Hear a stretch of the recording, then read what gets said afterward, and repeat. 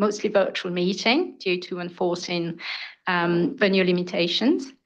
And thank you also to board members, technical advisors, and observers for joining us, for being in the room today or joining us online. As usual, before we start, a few housekeeping matters. First of all, when you're not speaking, please mute your device and don't forget to unmute when you're prompted to speak. I'd also like to members to keep their cameras on so that we can have a more collaborative discussion. So please turn your cameras on when you're connected. A quick reminder, as for the June meeting, Eileen and I recorded a short pre-meeting video where we introduced the topics of today. The video was posted online on LinkedIn about 3 days ago. Sorry. Similarly, we plan to reflect on today's discussions through a post-meeting post on LinkedIn. So we welcome your support on this, and please don't forget to like. Well, without further ado, let's get started. First and foremost, we need to approve the June 2025 minutes. So does anybody have any comment on those minutes?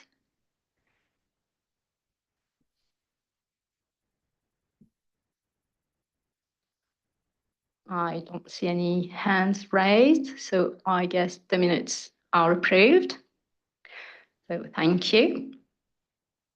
Now, a quick overview of the agenda for today. As usual, we have a busy schedule, though a shorter meeting than usual. We'll start the first part of the meeting with an overview of the progress of the IPSASB's work program. Ross is going to keep us up to date on the IPSASB's activities.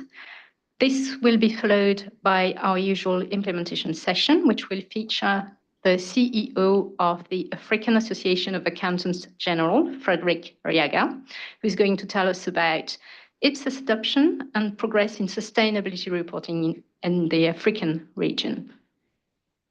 Then we'll discuss the IPSASB project strengthening linkages between IPSAS's and the IMF Statistical Manual, the GFSM.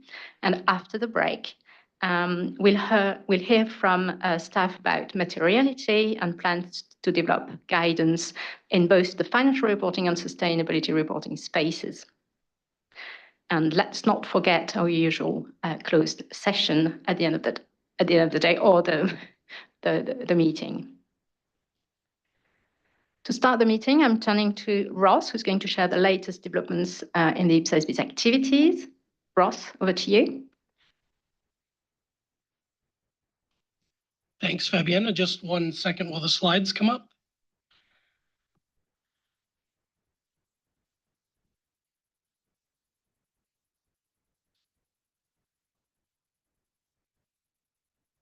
While we wait for the slides, I can start to get us started. And it's been quite a busy 6 months since we last had a CAG meeting to update you on. The board's made a significant amount of progress on its work program. There's been, since June 2025, there's been 3 new pronouncements approved. Amendments to IPSAS as a result of application of IPSAS 46 measurement has been approved. The definition of material and the amendments to IPSAS 1, IPSAS 3 in the conceptual framework have now been approved and published. And probably most importantly, for our session coming up, IPSAS 33, first time adoption of accrual basis IPSAS, has been updated and has now been published. And we'll hear a little bit more about implementation in Africa in agenda item 3. And I think this standard is an important standard for those in the process of moving to IPSAS. And maybe more importantly, from an information perspective, we published our work program a few weeks ago. That's now open for comment until May 4th. And in particular, I'd like to highlight this for CAG members to share in their jurisdiction to make sure we hear from as many people as possible. I see my slides are now up.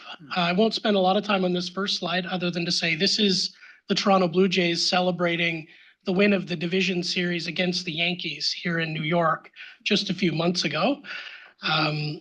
The Blue Jays were the underdog in the series, but the Yankees were beat soundly and handily by the Blue Jays as they went on to almost win the World Series. So, and I know we have one CAG member who's a diehard Blue Jays fan, so I really wanted to put this slide up for that CAG member. And Much Paul, you know I'm talking to you. Thank you.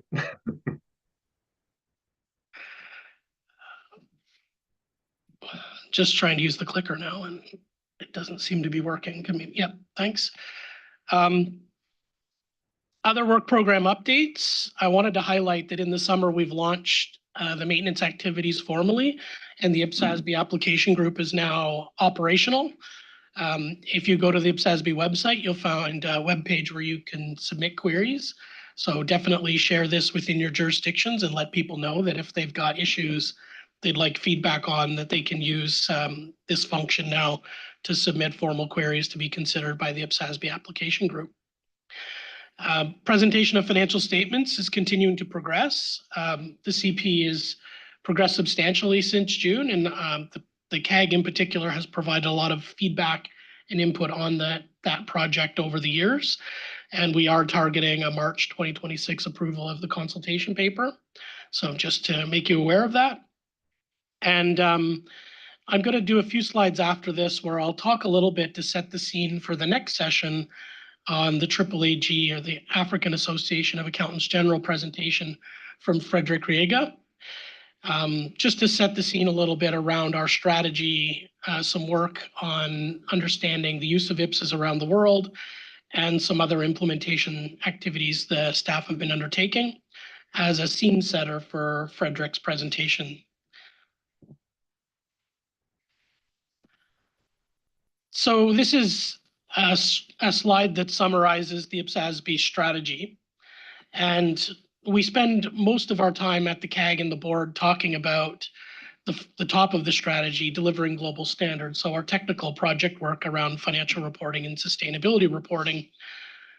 But I think the implementation sessions we're going to speak about next, and the next few slides that I'll run you through, are really about the bottom half of the strategy, inspiring implementation, which relates to the work that the board, staff, observers, technical advisors do to raise awareness about IPSAS, the benefits of adopting them, and advocating for the use of the IPSAS. And that includes our work building alliances and working with regional partners around the world to support the adoption implementation. And I'll speak a little bit more about that in a few slides.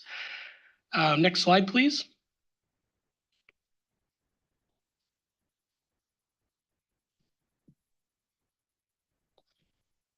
So we've recently published the 2025 Public Sector Accountability 2025 Status Index report, which is the first time we've updated the index since 2020.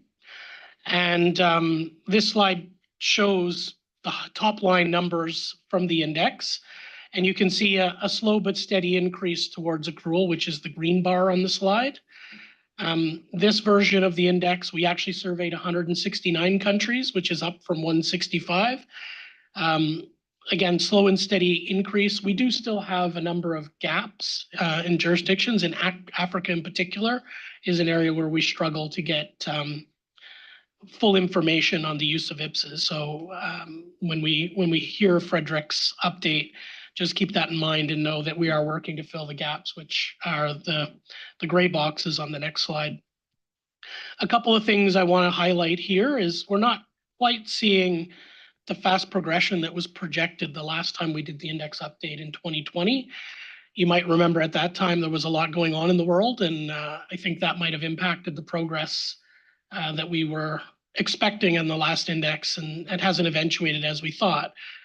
But at the same time, we are still seeing the upward trend, and there is a lot of positive information or positive signs on IPSAS adoption implementation continuing. Oh, the clicker's working now. Perfect. So this map here is just the results in Africa. And again, as I mentioned, the gray boxes are where we haven't been able to get a survey return from the jurisdictions. And then the various colors are the status of adoption implementation. So as you can see, there's still a lot of cash and partial accrual in Africa.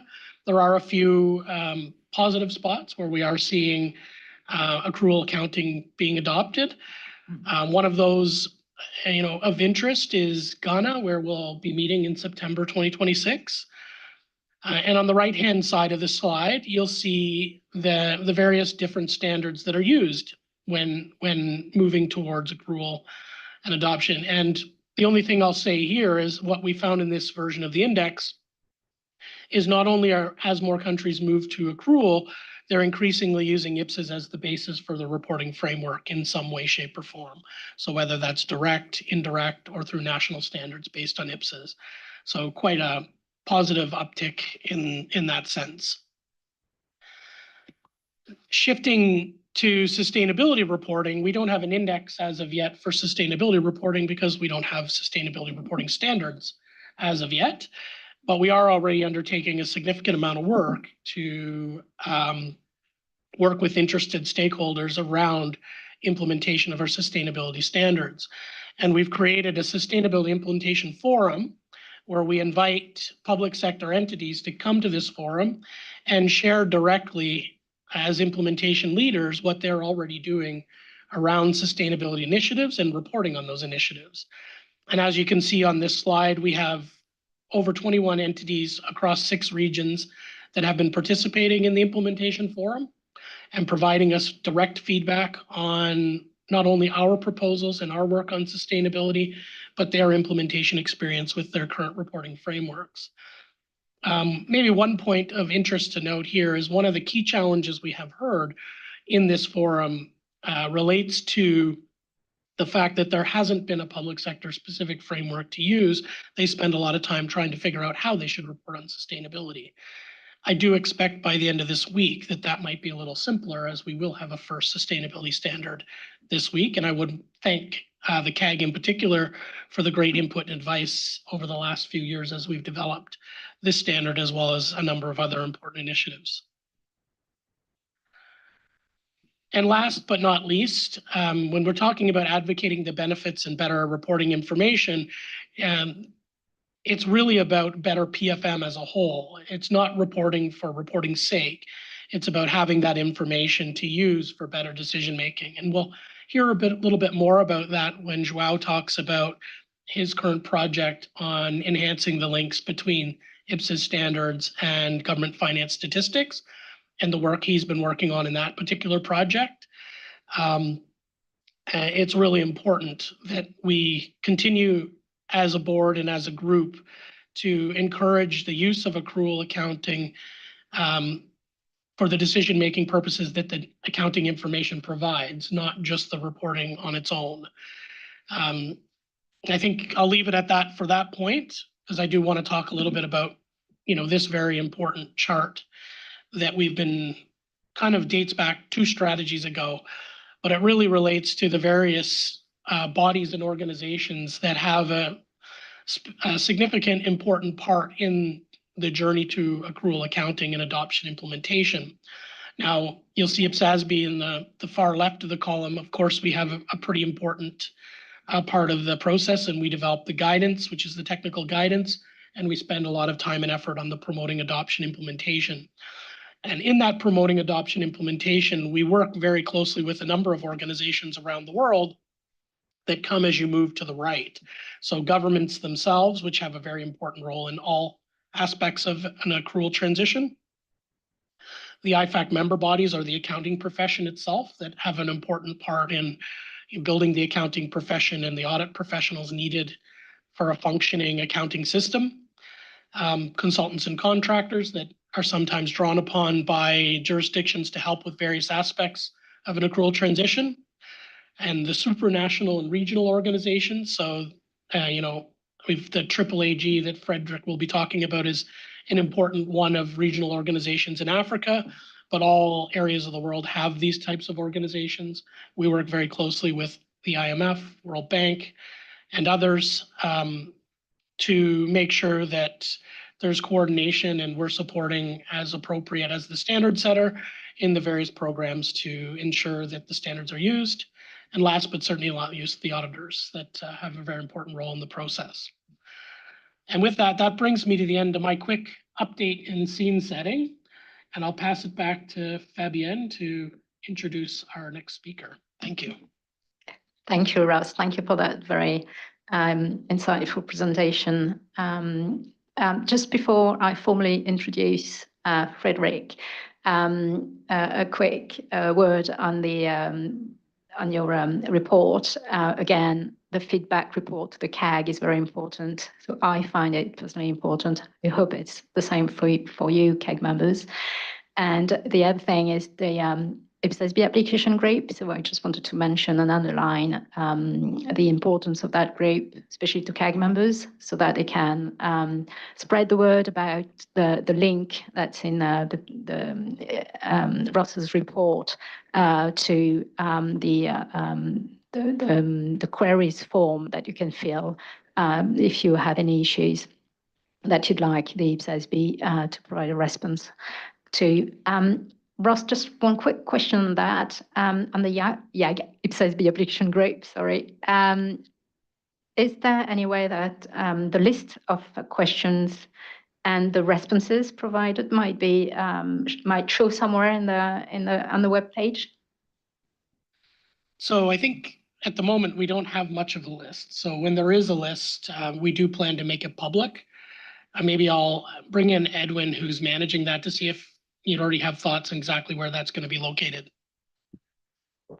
Yes, so eventually that will be on the IPSASB website, and we do plan to have a listing of the questions submitted as well as the responses and whether the IAG is recommending action from the IPSASB. So the list will be anonymized, so there won't be any information on who submitted the issue. Thank you. Sounds like a very good plan. Thank you. So I'll now introduce Frederick Riaga, and I think that implementation session sits very well with both the IPSASB application group and the recent publication of the revised IPSAS 33 standard and the transition to IPSASs. So first, a few words about Frederick. Frederick Riaga is the CEO of the African Association of Accountants General, and is passionate about strengthening public financial management across the African continent. He's also the former CEO of the Public Sector Accounting Board in Kenya, where he strategically led the development and monitoring of public sector accounting standards, internal audit standards, and risk management procedures. So I'd now like us to welcome Frederick, who's joining us virtually. Good afternoon, Frederick. Can you hear us? Yes, Fabienne, I can hear you clearly. Good afternoon. Good. So many thanks for joining us today. Over to you, Frederick. Many thanks. And I know we are joined by colleagues who already are thinking of dinner. Ram, I can hear you. So let me say good morning, good afternoon, and good evening to all of you. I am joining this conversation from the middle of Africa in Lusaka, Zambia, where the association is headquartered. Permit me to share my slides so that we are then having a conversation.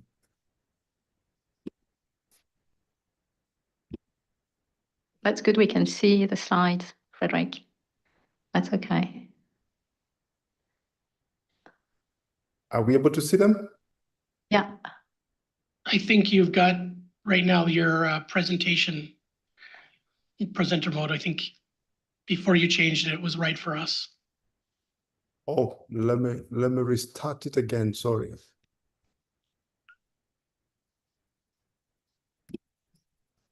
Yeah, that's good. That's the right format.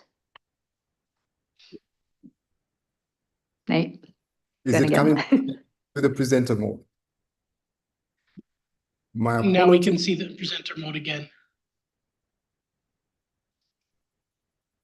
Just 1 second.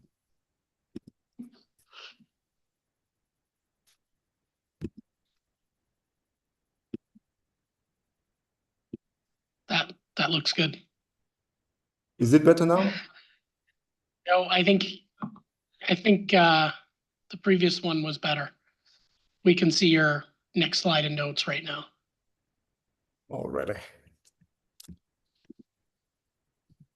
I think let me opt not to get to the presenter mode. Let me go straight into. So that's perfect like that.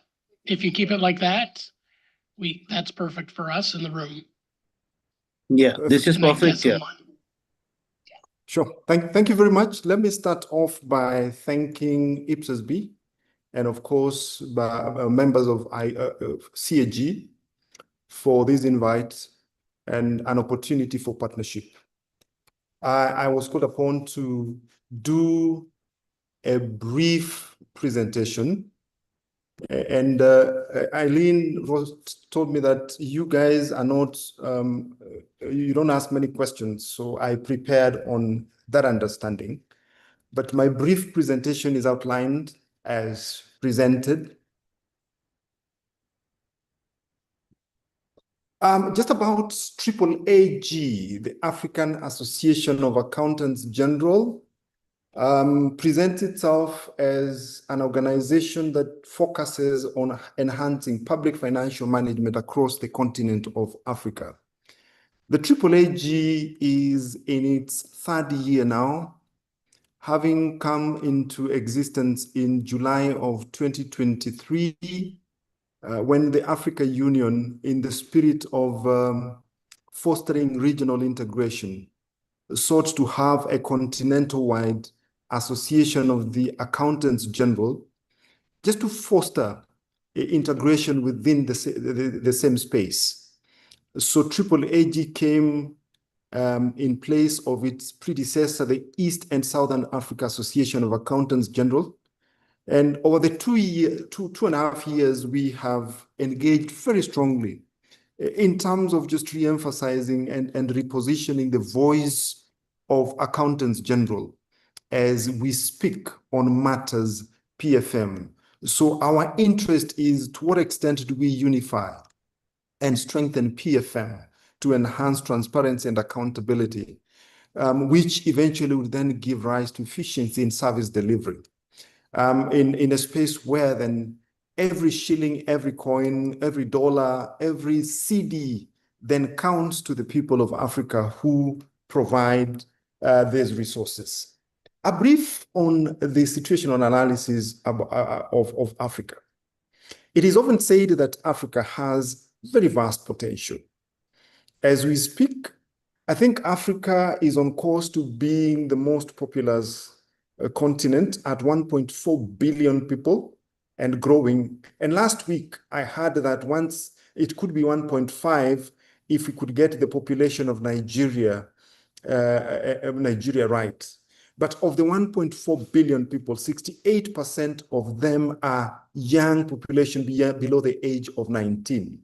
I think that such a demographic outlay then presents both opportunity and threats, because at the age of 19, you're essentially saying that you're looking at a population that is diverse in its needs. Hence, public policy must then be thought of in a manner that entrenches accountability, creates jobs and opportunities for these, for the bulging youthful population. The subsoil resources of Africa present immense potential that, if harnessed well, we are then seeing a continent that would be on the rise. Innovation, Africa is increasingly becoming a center for innovation. A lot has been talked about M-Pesa. There is more innovation around ICT and harnessing the power of ICT across Africa, just to foster service delivery across the various. When we sit and meet as the Association of Accountants General, then we share experiences. You hear of very good technological advancements across the member countries of the association that are all intended at fostering service delivery. But amidst all these potential challenges still permeate through the African continent. Fiscal vulnerabilities are ever on the increase. Fiscal imbalances, issues of debt sustainability, and a lot of African countries are looking at approaching the debt overrun. Last week, I had opportunity to listen to the president of Ghana, and he was then giving us the story of how Ghana was junked at some point on account of its inability to honor its debt obligations. So public debt is increasingly becoming a major cause of concern, having squeezed all the fiscal space that hitherto was in existence. Then, of course, issues of inequality, expanding economic gaps, inability to meet all the needs of the population is yet another issue. So at the center of all these, one poses and asks, what is the primary role of PFM? And it is then said that PFM is the silent engine that can enable Africa to achieve the inclusive prosperity that it strives for. And IPSASB, the International Public Sector Accounting Standards, which offers is the most credible yardstick for measuring the tenacity of the PFM policy in terms of accounting for the resources that parliaments across Africa would have then populated. So about Africa, we, having sat and evaluated ourselves, we then see that Africa, as diverse as it is, as vibrant as we have then talked of, as it sits on this vast potential, there are uniqueness about Africa that we must bring to the fore, and upon which Africa has constantly, in the recent years, been reflecting on if it were to advance economically for the well-being of the people of Africa. We are noting, and then when you pick the Mo Ibrahim Index on Governance, you see the vast majority of African countries improving on the governance index. So we have then seen frameworks having been strengthened across the continent in many countries. Many governments are embracing accountability and are constantly on the reform path to ensure that we achieve stronger systems of governance, which eventually would then yield the shared prosperity that we talk about. But as majority of the African countries show that consistency in terms of being better governed, we also there are also unfortunate instances where we see some countries regressing in terms of their scores on the governance indices. Digital governance is yet another key and is perceived by Africa as a catalyst, but at the same time, a stress test. I've just indicated that we have just landed from Accra, Ghana, from our third continental conference, where we had about 1,650 public sector accountants from 22 African countries. One thing that became very clear, that technology, effective presence within the digital space, would inform Africa's readiness for the leap. But with the technology and technological advancement come about issues of the need for reforming the legal and institutional arrangements to be ready for the cybersecurity exposures that digitization comes with. We have talked about PFM reforms that is advancing, but coherence in terms of the PFM policies is still a challenge that we have got to think of even as we move forward as a continent. There is, when we meet as the African Association of Accountants, everybody talks about the necessity to adopt IPSASB. But the issues would be how, at what stage are we then moving? Are we IPSASB ready? Do we have the technology to onboard to onboard the huge data that would be required to support IPSAS adoption. Issues of treasury single account become conversations that African countries are then having, so that we're then able to have visibility of all the resources, cash resources that governments can tap into for purposes of financing theirs. So there is it's been demonstrated that there is growth, but alignment is yet another. Transparency is ever increasing, but we still see trust deficit between governments and their people. And then one of the reasons where we're then saying if IPSAS, and International Public Sector Accounting Standards, is a yardstick for measuring the success of a PFM system, hence our necessity to push for it very strongly, to advocate for it, to reach out and have engagements with governments, to create systems that foster adoption of IPSAS. But above all, capacity constraints still remain a major issue, and I'm so glad when I heard that part of the way forward would be looking at how do we foster, how do we create in place systems that would ensure that we have mechanisms to enable us adopt and implement IPSAS. So the development of the application standards would be a welcome move, more so from the African continent.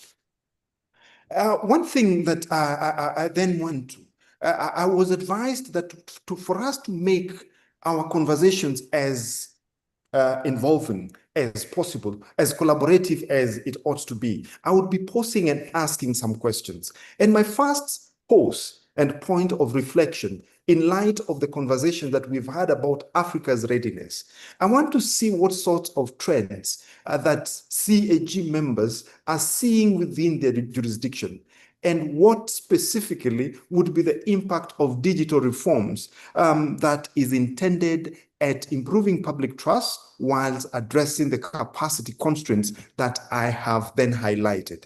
If in your jurisdictions such trends have taken shape, what are the possible impacts and have they had on your transition journeys to accrual accounting? So, Madam Chair, I will pause and see if there are any comments coming through from the members. Thank you, Frederick. So thank you for that very important first question. So do you members have comments, Frederick?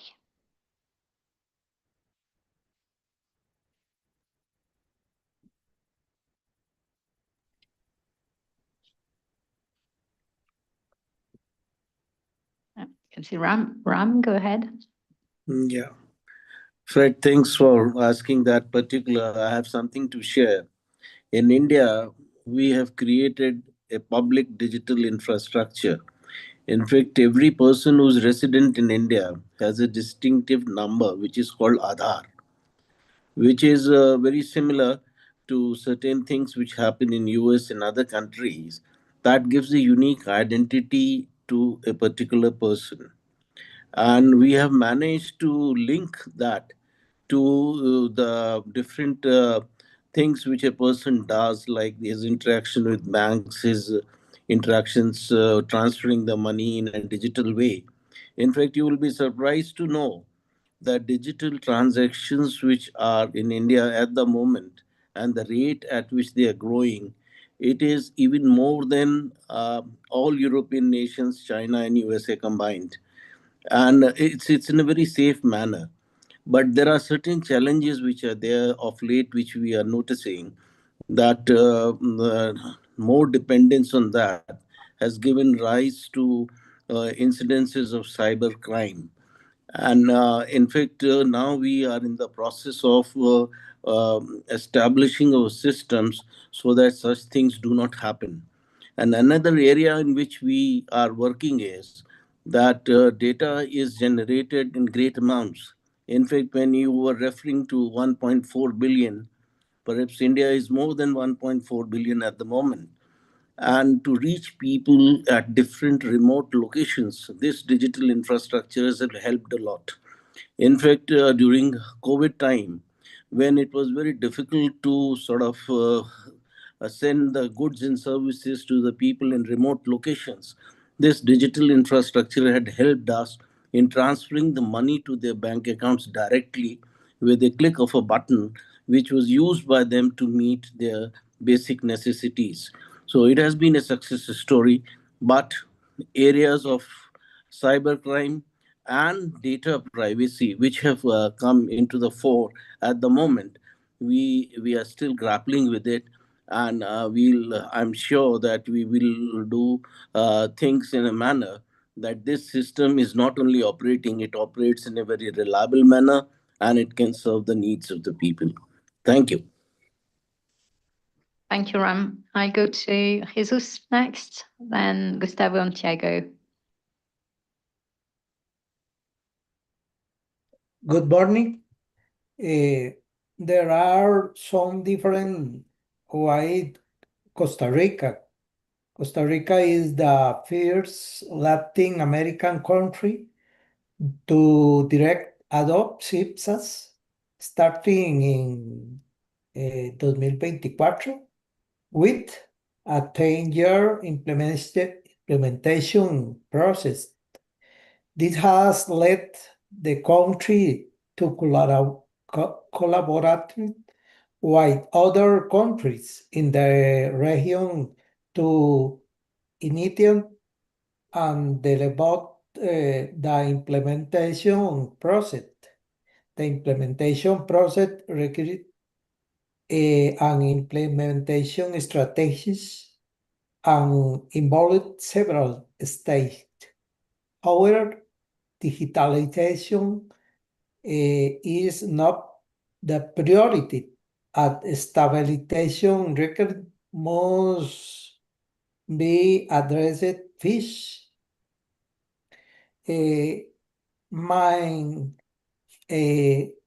First, we must work with the paradigm of wise implementation will be an elusive process uses cyclet. Accounting problems graduated year ago with generally accepted accounting principles and must adapt themselves to IPSAS, which is not always accepted both in accounting and auditing professions.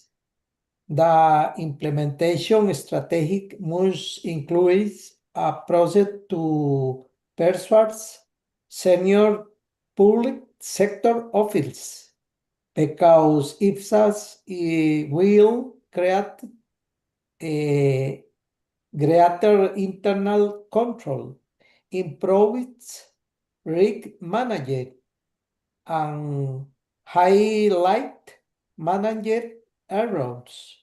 Strategic person is necessary to ensure the allocation of public resources.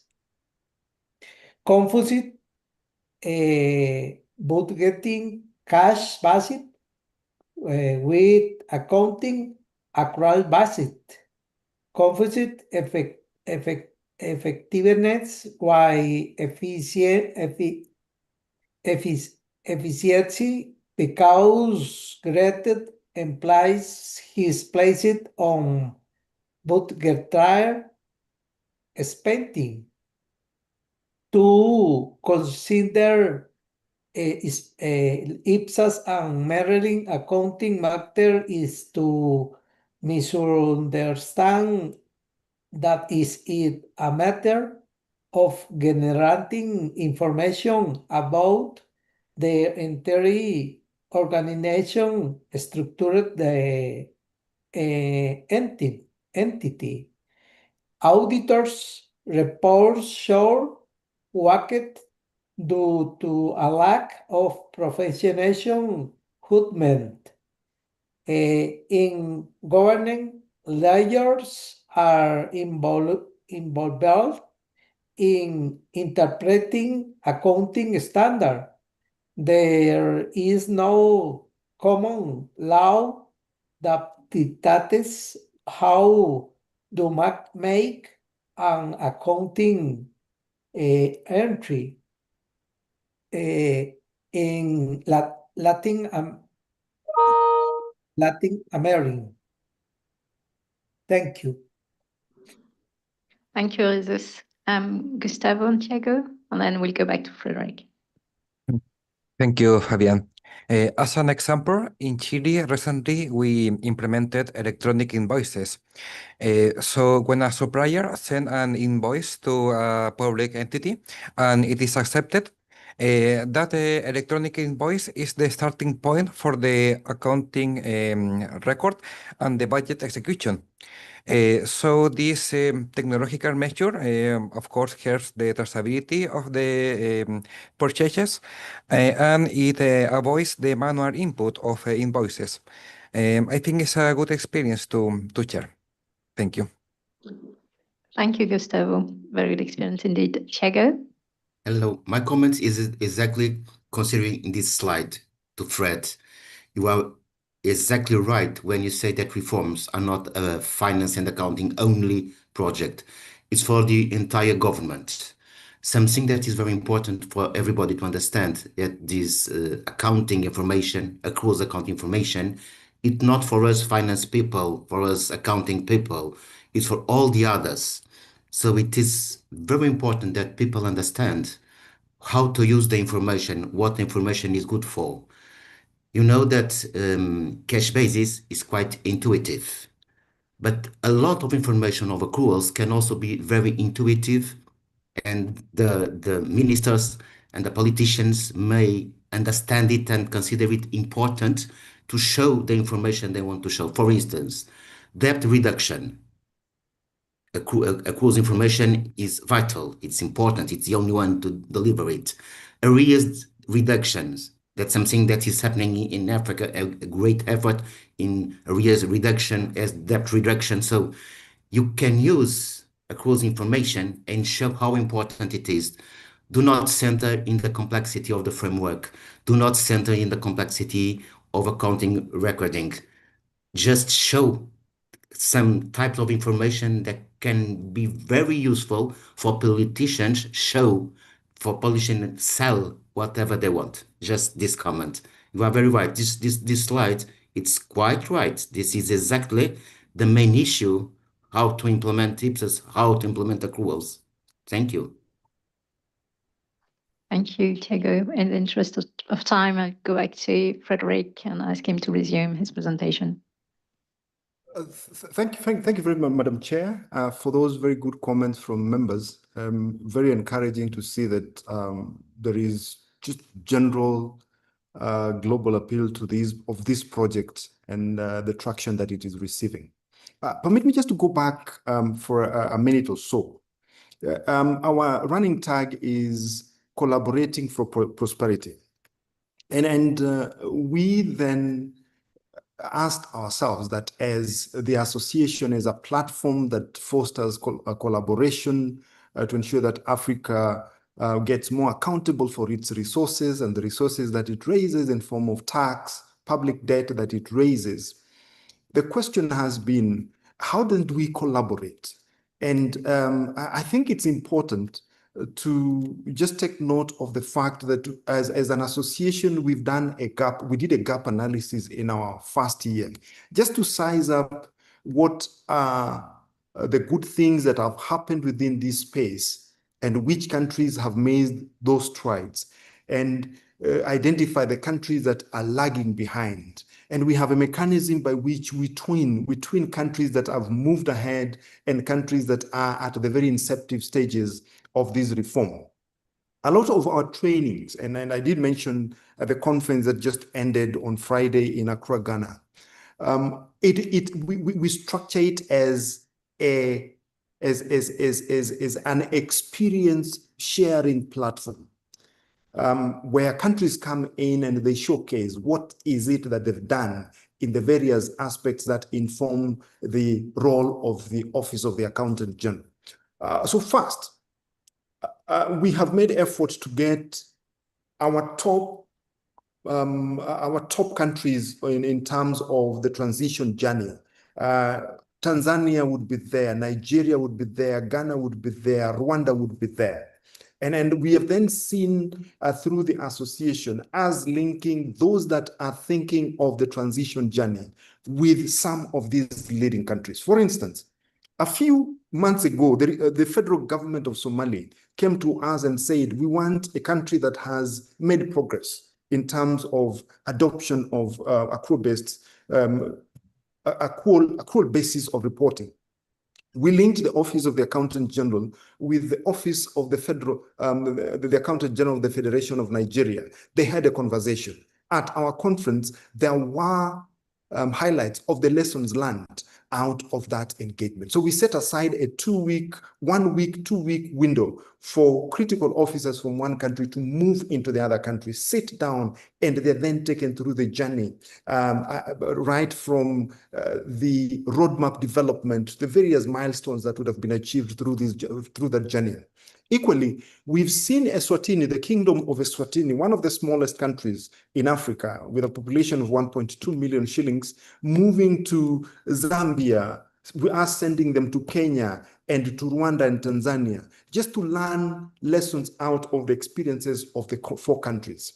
So from that, we are then seeing that most countries are then gaining appetite in terms of what has gone ahead. But back to the slides that is on course, we are then saying that it is no longer, if we divorce accounting standards from the impact that accounting standards generally would then bring about, then we lose it at the policy discussion level. We must then create a link between, yes, this set of internationally recognized standards and what kind of public value is it going to create, protect in a manner that ensures that we reduce the gap, the expectation gaps between governments and their people. We must pitch, and then this is a conversation that as an association we're then having with the accountants generals, that we must pitch the reform on transitioning from cash to accrual accounting as a strategic reform, which must bring together all the leading players at the various levels of government. And the same then, we're then saying that it must be seen as a whole of government reform agenda. We cannot leave it as an accountant's job or the finance people's job. If that be the case, then it fails flat. So setting the tone for us, I think those are critical lessons that we have then moved. I know Ross did populate this. I also say that I picked this, the map from the 2024 Accountability Index. But in terms of sizing up the landscape in Africa, we are then saying, and we constantly then said that countries that have clearer reporting frameworks, the quality of the financial information that they put forth enhances transparency, which eventually contributes to efficiency in service delivery. Across Africa, in our assessment, we see three layers of players within this space. So we see the leaders, the countries that have gone ahead, that have made significant strides in terms of adoption. We see those that are in the transitional phase that are undertaking partial reporting. And we see those that are in still in cash, predominantly cash, but making moves towards accrual. And I would highlight the leaders. Ghana, in our assessment, Nigeria, Tanzania, South Africa, and South Africa to some extent at the local government level, and of course Rwanda, have done really well in terms of adoption of accrual-based reporting. Ghana, for instance, Ghana and Rwanda have actually presented, Rwanda presented its first transitional consolidated financial statement for whole government this year.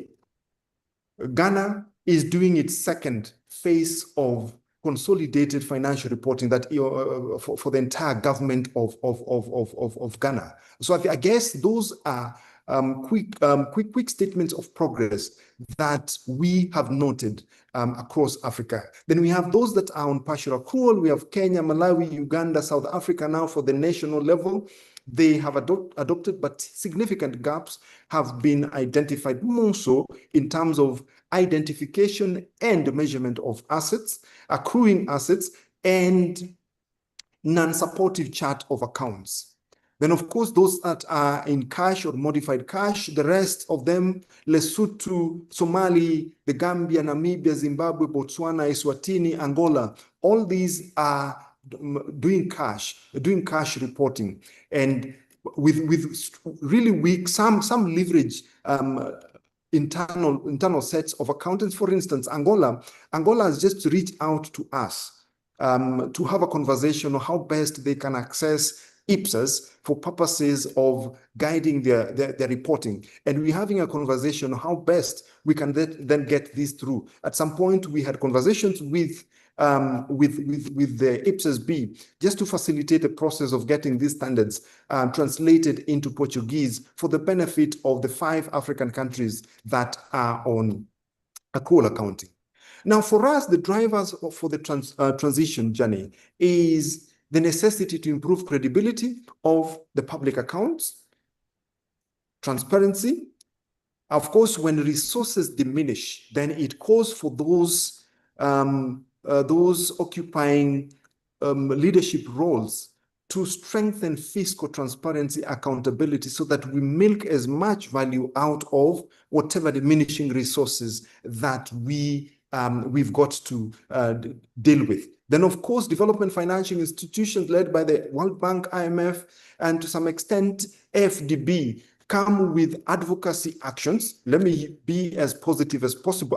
Advocacy actions that lead African governments into thinking accrual reporting. I have mentioned the issues about incomplete asset registers, difficulty in identification of some of those assets, difficulty in attributing value to them, mixed reporting basis, and gaps in the legal framework. It is said in Africa that unless it is provided for in law, it doesn't receive much of traction. Madam Chair and members of CAG, this window then paints a picture as to what landscape we are then looking at across Africa. And this is based on the study that we did. What is the current basis of reporting per country, and what is the status? I have then mentioned that Rwanda has fully now transitioned into full IPSAS effective 2024-2025. My apology, 2024-2025. They have presented their first transitional accounts that are IPSAS compliant. Then Ghana is on full IPSAS. We were reviewing their consolidated government accounts a few months ago, and as we were in Ghana for our conference, I think they were presenting yet another set of financial statements. Nigeria is undertaking its reporting on IPSAS accrual. Uganda is moving towards IPSAS. But they are moving fast in terms of just realigning their standards, their local standards, to those of IPSAS. South Africa, I have mentioned about this. Eswatini is on national standards, Chad on national standards, Angola on national standards, Lesotho, Kingdom of Lesotho is fully on IPSAS, Somali fully on IPSAS, the Gambia is fully on IPSAS cash. Namibia national standards that are GFS aligned. We are having conversations with the AG in terms of guiding her to define a robust roadmap to see her transition from the national standards to the international public sector accounting standards. Part of which we have then singled out the limitation within the law in Namibia, which would require a review of the PFML law to acknowledge IPSAS as the reporting basis. Zimbabwe is on IPSAS cash, and they've taken a decision to start the process to transition to accrual accounting. Botswana is on IPSAS cash. with efforts to see them move to accrual accounting.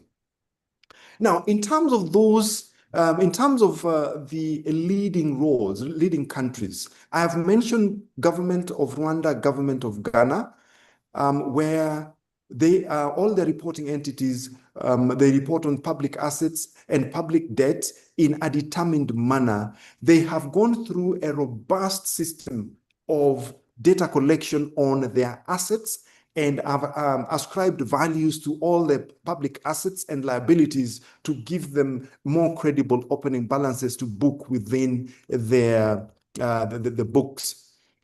When you look at the manner with which these two countries are managing data on assets and liability, they've both come up with automated solutions that enables them to track data on assets and liabilities. For the Republic of Kenya, Kenya is in progress. It has started, and a process that has been ongoing for a while now, data collection on assets and liabilities. I know that Kenya enacted or passed, the Cabinet of Kenya passed a policy on managing assets and liabilities across the entire country, be it at the national government level or the subnational level, which is the county levels of government. The same policy cuts across. There are processes to have a consolidated debt register which creates or establishes a link between the loans as procured and the projects for which such loans were procured, which are good indications on the necessity to clean up the loan book for purposes of reporting. Guarantee register is in progress, so Kenya is putting in place a register on all the guarantees issued by the national government, because it is a requirement of the law that for every debt that public national government that is procured, it must be guaranteed by the national treasury, hence the necessity to anticipate these contingent liabilities as within the books. There is an effort to verify domestic arrears, what Kenya calls pending bills, and to clear them so that we have a more credible liabilities book to book within the books of accounts. Then there is a register of projects that are undertaken through PPPs, but the key question that Kenya is involved in is just a matter of building up the stockpile of data as they run through the transition phase of the accounting process. In Zimbabwe, I've mentioned that Zimbabwe came up with a rather ambitious plan. When we had a conversation, Zimbabwe had then said they were starting this year as 2025, 2026 was their transition year. And then they expected that within the transition period of the 3 years, they would then publish consolidated all of government accounts. And we told them to rethink of that process. It is not as easy as it is.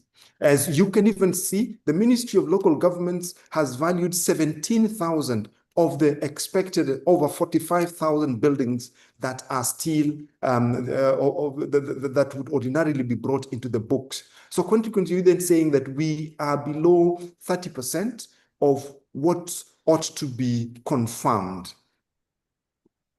Government of Eswatini, I have mentioned that they are at the really formative stage. I remember I was on mission to Eswatini a few weeks ago to meet the parliament and the Minister for Finance, together with the Office of the Accountant General, on starting the process of the transition. Critically, one would then say that the nature of governance within Eswatini complicates the transition journey slightly. Being a monarchy, a lot of times there is a gray line between what would be owned by the public and what would be registered under the royal family. So such complexities we went through and then told them that they need the necessity for a national policy that would then guide that process. Now, in terms of liability. Sorry, Frederick. Sorry, just in the interest of time. just in the interest of time, I was thinking, because I'd really like to hear the CAG members react and answer your questions. So just in the interest of time, is it okay for you if we go to the question, see how what the CAG members have to say, and then go back to the presentation? Is it okay with you? That would be okay, Madam Chair. Okay, great.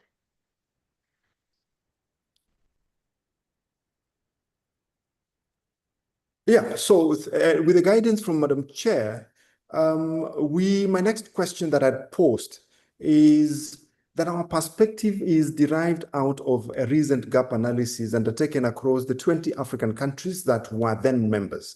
And we noted that countries are at different levels of maturity. I've talked about Eswatini just beginning, and then we moved to Rwanda, Ghana, that have presented their first set of accounts under the transition period. So my question would be, what scalable practices have you or have your regions adopted that have enabled you to move from partial adoption to more consistent accrual practices, Madam Chair? So that would be the next question that I'd posed for purposes of facilitating discussions with the CAG members. Thank you, Frederick, and that's a very important question.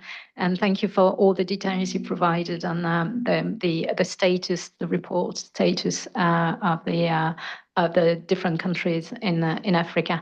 I go to Dina first, and then Ram and Jesus. And I'd like to ask you to be concise, please, so that everybody can speak and we can hear more of Frederick's presentation. Thank you.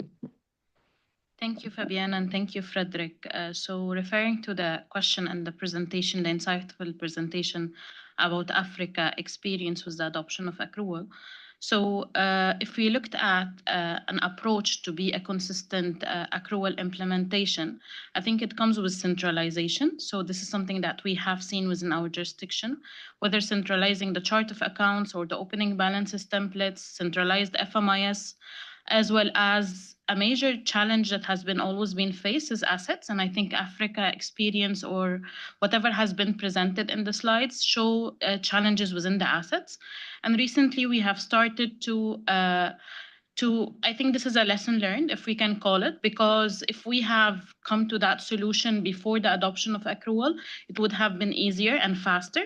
We have built the asset management framework. So it has like the detailed classification, define what is asset, and give a detailed definition that meets the finance as well as the maintenance insurance requirements.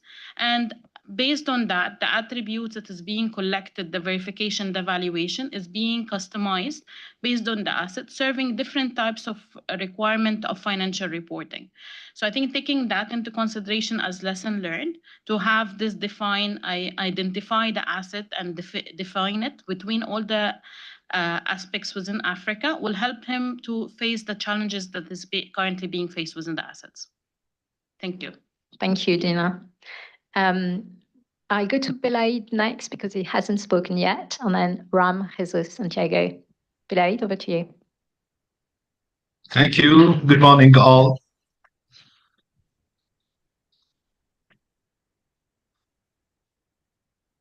Hello, everyone. Do you listen yes, me? Belaid, we can hear you. Go ahead. Okay, I've already sent my feedback on presentation of my African brother Fred, which is an excellent. I suggested some areas from improvement in my Word document, particularly regarding the following. Algeria is my country is in process of adoption accrual accounting within the framework of the 2023 Organic Law of Finance law, pending only the implementing regulations. On page 6 of my document Word, I suggest some arrays only. Enhanced technical depth includes appendices with IPSAS reference, sample, assets, valuation methodologies, or frameworks. add metrics and the tools, incorporated PIFA, public expenditure and financial accountability, scores or dashboard in adoption progress. Visual upgrades use interactive element, for example, hyperlinks to AAG guidelines and more charts, for example, charts for enabler impacts. Expand scope, we compare with the non-African regions for best practice and emphasize audit roles. And the several impact in auditing, audience adaptations for CAGs and more audit applications for border use simplified jargon. Thank you for all. Thank you, Belaid. Ham next.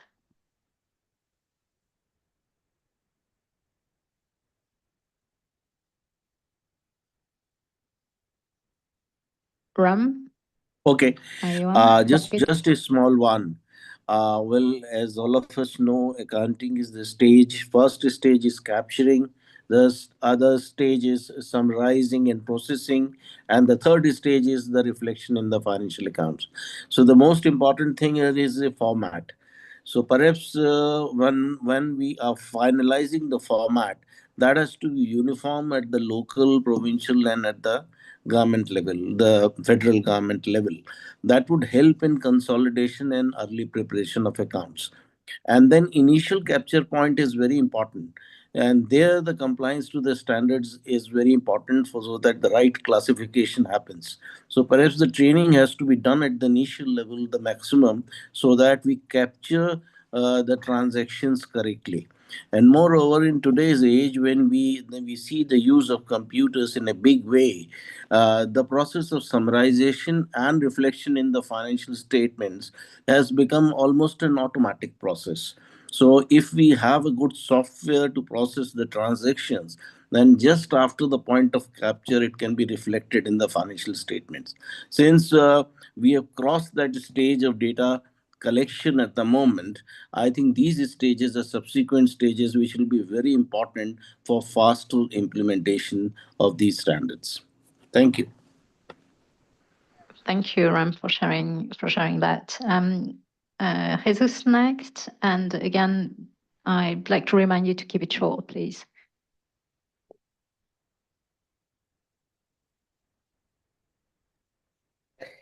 In Latin America countries, there was initially confusion regarding the methodology on conversing or indirect adoption versus direct adoption.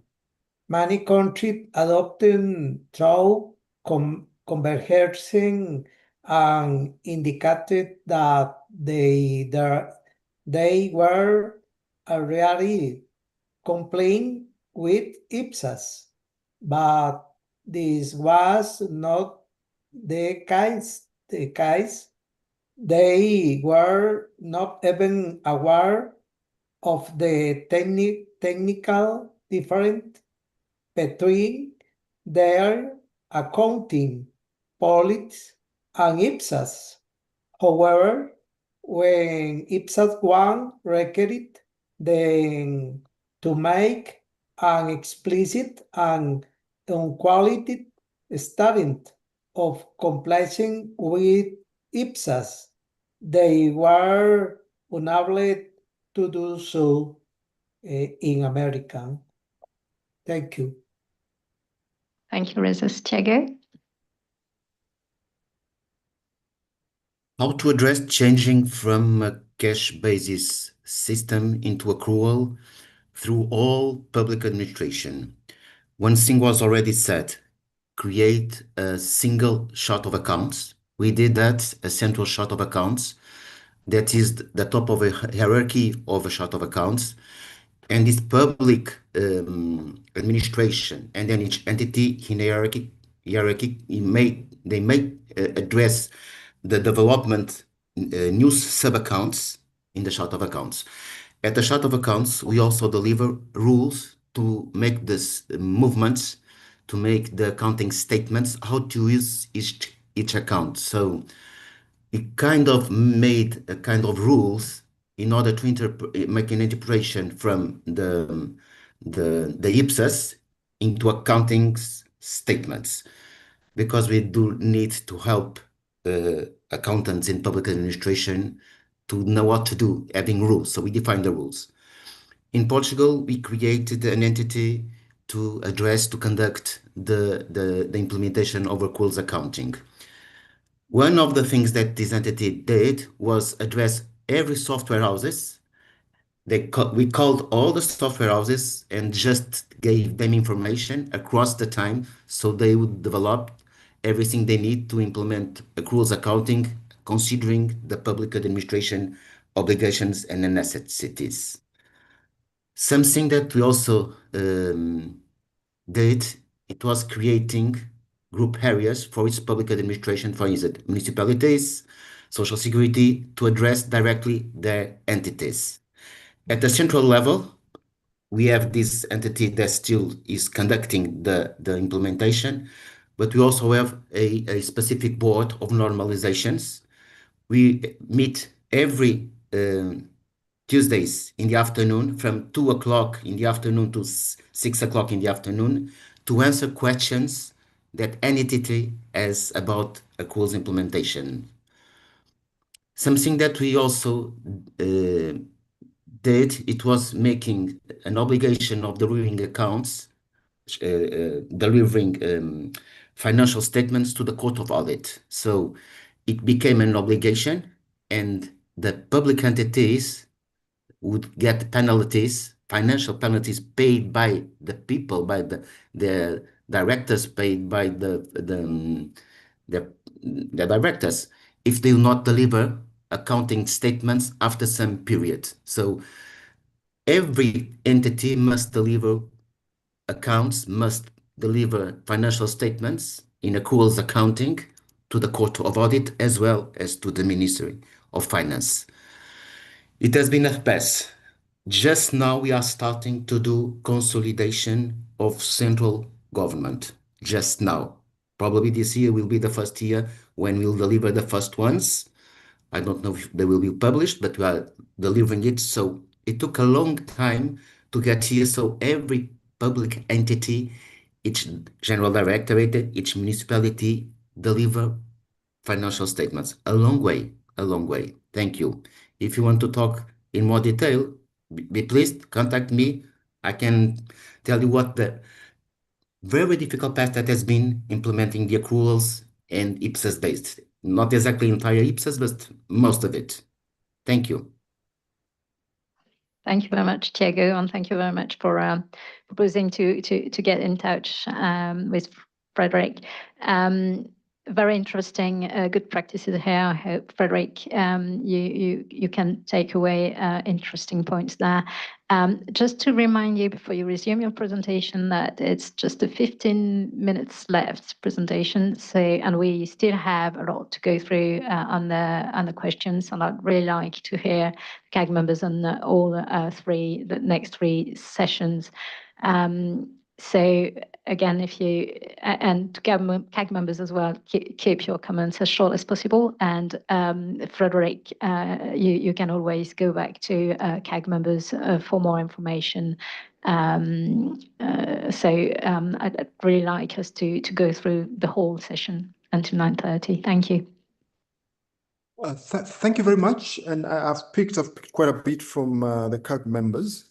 But let me, in response to the earlier question, let me also give the Kenyan example, because that is what I sat and helped midwife to facilitate comparability in reporting under the accrual basis. The Public Sector Accounting Standards Board, which adopted IPSAS as is, went ahead to develop templates, reporting templates, which was the basis of training of all public sector accountants from both national, subnational government levels, just to get them ready to populate information. So what then would be left would be more of interpreting the standards against some already existing benchmark that would have been, that was developed jointly by the technical teams at the National Treasury and the Public Sector Accounting Standards Board.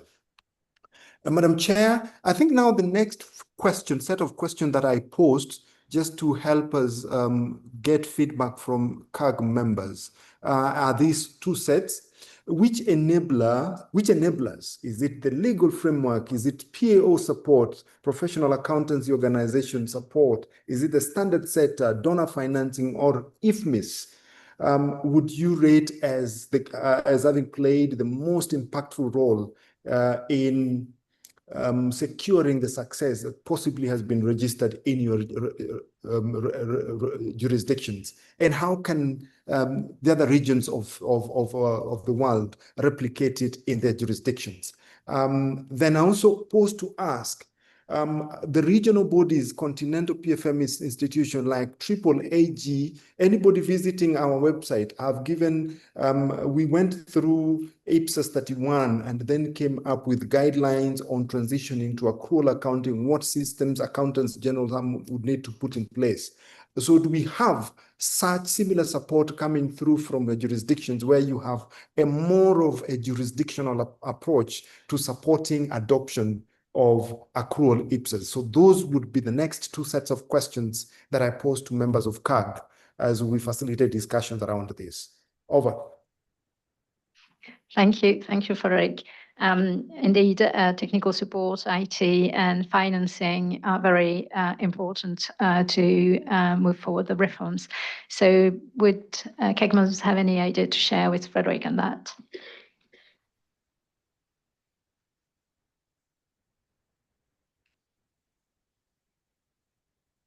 I go to Agnieszka first, and then Gustavo. Thank you, Fabienne. Can you hear me clearly? Yeah, go ahead. Yeah. Okay, so I'll be short, but I wanted to pay attention to in terms of expertise, that we have to build networks between expertise in private sector accounting and public sector accounting.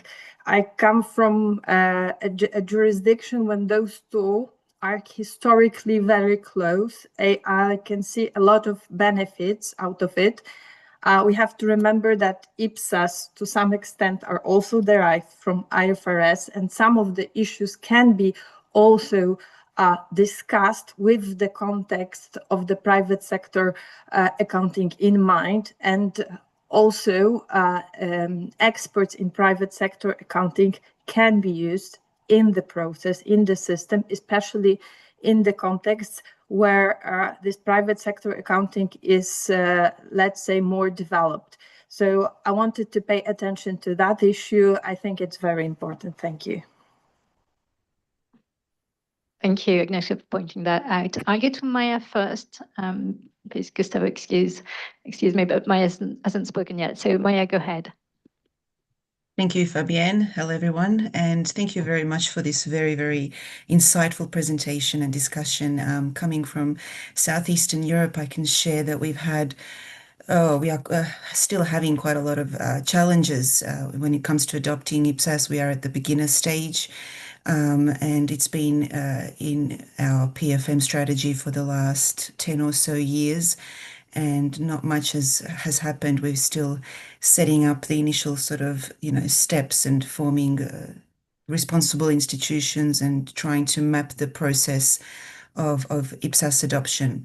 And to Agnieszka's point, I think mentioning the private sector, I think what happened in the Bosnian case when we adopted IFRS standards is that it was pretty much you have to do it by a set date, otherwise, the funding, the international funding will be cut, and there were some serious implications. So I think something similar will have to happen when it comes to IPSAS adoption as well. It will just have to be sort of a strict decision to start really serious action and implementation coming from, as this question is asking, which enabler or which institutions are crucial for us. It is institutions such as the World Bank. and international funding agencies that really require reporting in accordance with international standards.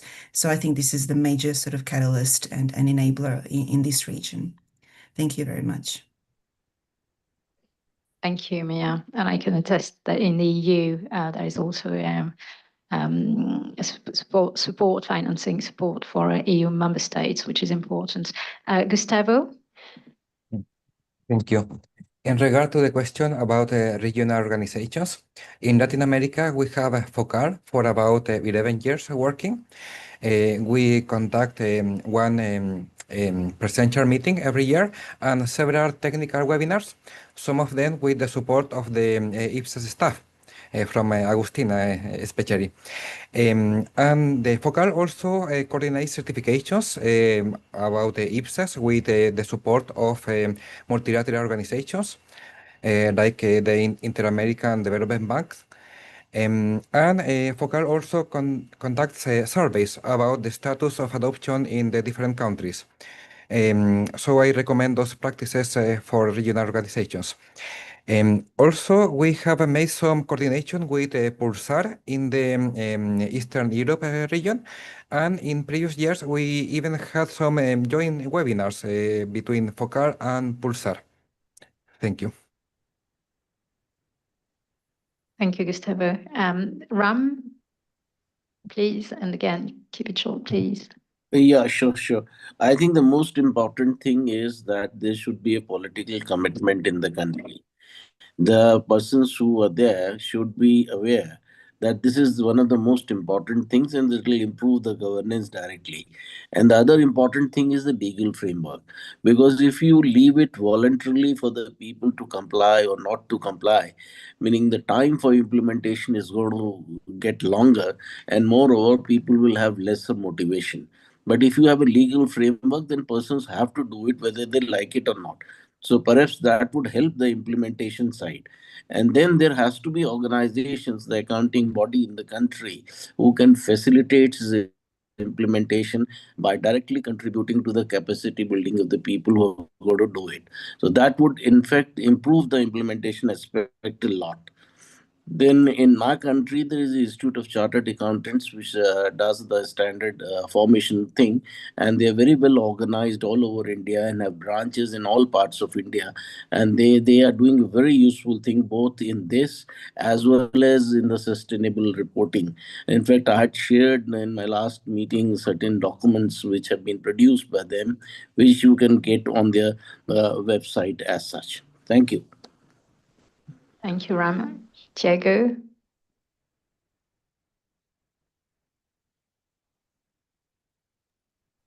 Hi. Just if you notice, something that we have in Portugal is a normalization body, most countries have. And the normalization body, accounting normalization body, has two committees. One is for public entities and the other for enterprises. The committee that works for enterprises, they mainly work with IFRSs. In the public committee, we work mainly with IPSAS and all the Portuguese specific legislation, administrative legislation for public administration. When need, we combine the two committees. We use a lot of the information and a lot of the experience from the colleagues from IFRSs in order to transpose into the implementation of accruals for public administration. Something that also happens in Portugal is the chart of accounts is mostly the same from public entities and for enterprises, the same chart of accounts. And the enterprises, they use those notes that we made to make interpretation of how to use the chart of accounts for public administration. The private sector, the enterprises, they also use those same notes. So this is a way of to combine. We also make a lot of facts, bracket answer questions, so everyone can use the same information, how to account some specific issues that are common both to private and public sector. So just this. Thank you, Diego. Back to Frederick. we've just got 4 more minutes. We may be in a position to get a bit more time, but we would be going on to the next session, which is not that good. But still, if you do think, Frederick, you'd be able to go to the Kenyan example really quickly, because I'd really like us to cover sustainability reporting as well, because I think that's a very important thing in the African region as well. Go ahead, Frederick. Thanks, Madam Chair. Really going fast on the Kenyan example, but before these, I think some very good points that have come through, which resonate well with the 2 countries that I've cited as the key leaders in this space. When you talk about collaborating with the private sector, most of the private PAOs and the audit firms, that has been the classical case for Rwanda. So the success in Rwanda is attributed to government partnering with private firms to help entrench the new system of reporting within government.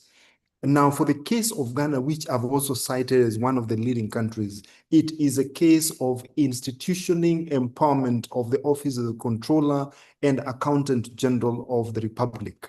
He is empowered to determine what basis of reporting would then be adopted, and he prescribes. But the fact that he has that legal power, he's then gone ahead to run the adoption process very strongly. And of course, you cannot wish away the significance of political will to support this reform agenda.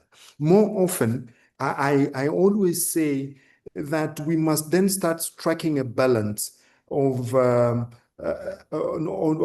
striking a balance between accounting and reporting and auditing. A lot of times emphasis is given to auditing, and I often say that we are creating efficiencies in terms of identification of the gaps in reporting, whereas we should be focusing our attention more on internal systems that entrench accountability. So as CAG, I think that is an area in your discussions with DFIs that they must not only focus their energies on strengthening the oversight functions of audit. We must equally be keen on issues, risk management, on management intervention and the control environment to ensure that our reporting gains traction. If we did that, then we'd see a lot of effort around the adoption of IPSAS. The case for Kenya, which I have spoken to back and forth, Madam Chair, let me just go back to the questions that I had posed. Now, and I shared the inaugural transition roadmap for Kenya, which was developed for 2021-2022. I want to pose and ask, what sequencing of reform activities has proven more effective in your regions in light of the issue, in light of the facts of the roadmap as adopted by Kenya? But more so, how central is technology and more so IFMIS in achieving success around the transition project? In Kenya, we often said that IFMIS would be a showstopper to the transition project. Was that a possible was that a possible scenario for your regions? I pause at that point, Madam Chair. Thank you, Frederick. Any ideas for Frederick on the practical strategies and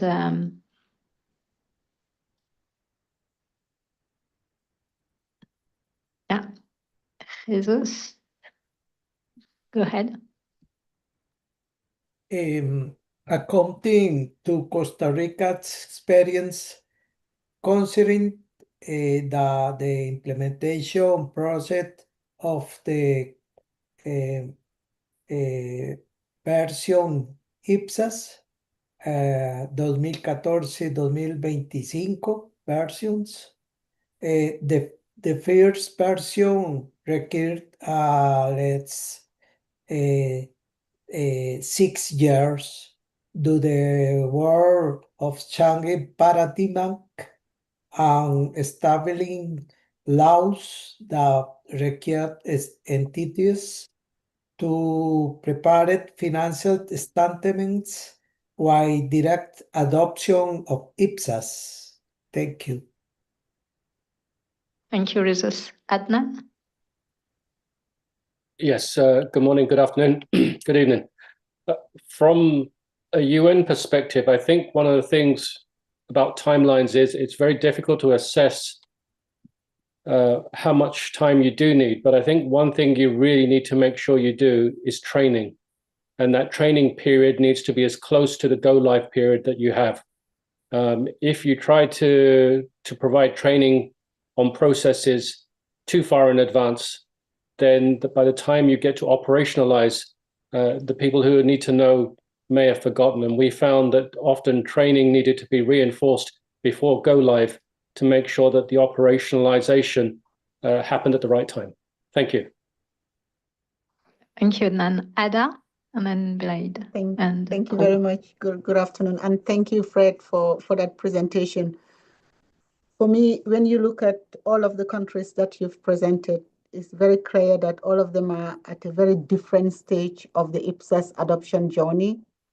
Is just when I listen to Ram on India or even Achan on the UN experience, training is key, but meeting countries where they are is even more important because not every country will move through this journey in a very sequential way. And what we've noticed is that a lot of the countries in the continent, even though we say that they have, they're using IPSAS cash basis or modify accounting or thing, timeliness of their financial statements even is a challenge today. So how do we get them to manage the structure of what they need to do, but produce the accounts based on what they have at the moment as they work their way through the IPSAS adoption journey? I can't agree more on the importance of training, but also funding, because a lot of these countries, they may not have dedicated resources to really drive and accelerate the IPSAS implementation value chain and journey. So, and I did not hear that in the presentation, funding may be a barrier for many of the countries. Over. Thank you. Thank you, Ada. Blade? Hello again. I am a former CEO in ICT sector in Algeria, and another important point to consider, in addition to training, is the use of the new asset management technologies. For me, the transition to IPSAS relies on two-pronged approach: accounting reform, the shift to accrual accounting, and organizational reform, transformation process, governance, process re-engineering, and information system. The new technologies now play a crucial role in the success of this adoption by enabling higher quality financial information, more consistent controls, increased traceability, and the automation of complex operations. Thank you.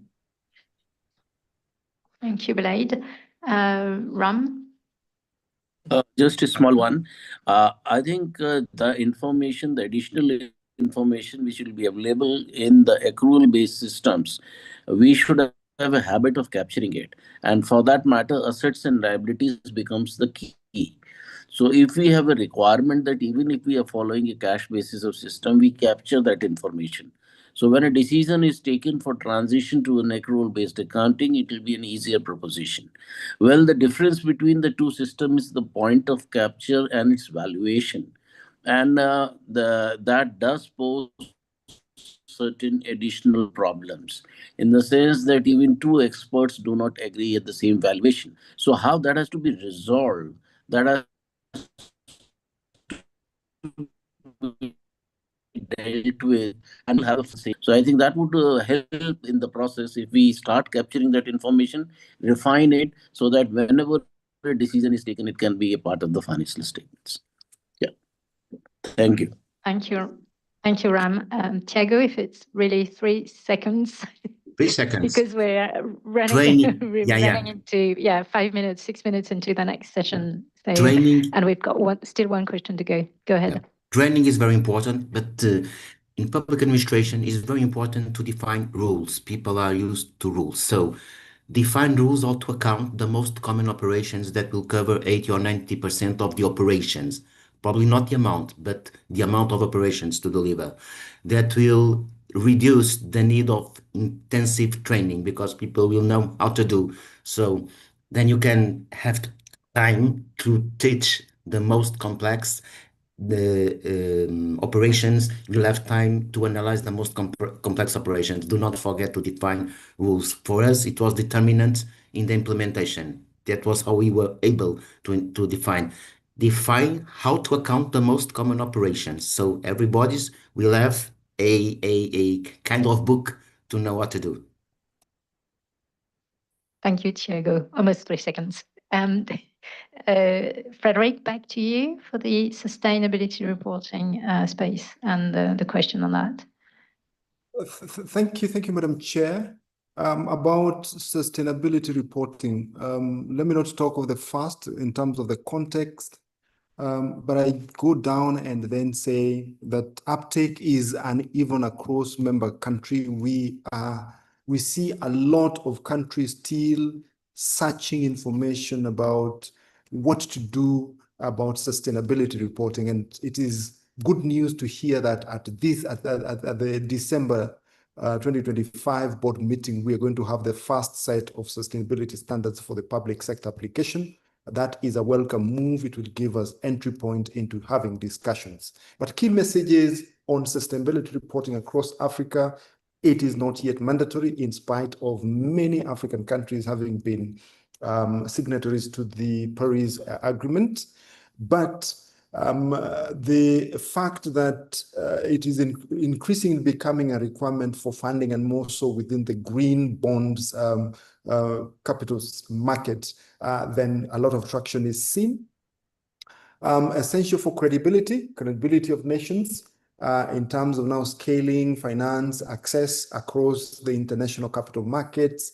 For Africa, remember it's been said that for us, it is a survival because Africa suffers most, and hence we are looking forward to adopting these to get our systems more resilient, enable us to create more trust within, and not just from a compliance point of view. So then my last question today, what can Africa learn from your respective regions that have gone way ahead, and more so Europe and Northern America, around sustainability related reporting practices that we can then cite? Remember, on the map of the 21, only IPSASB Kenya is then cited, but I think South Africa has some element. Nigeria also had some elements around sustainability reporting.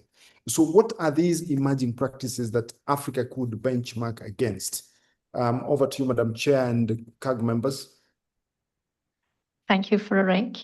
So CAG members, you've heard Frederic's questions. What do you have to share with him? Jesus?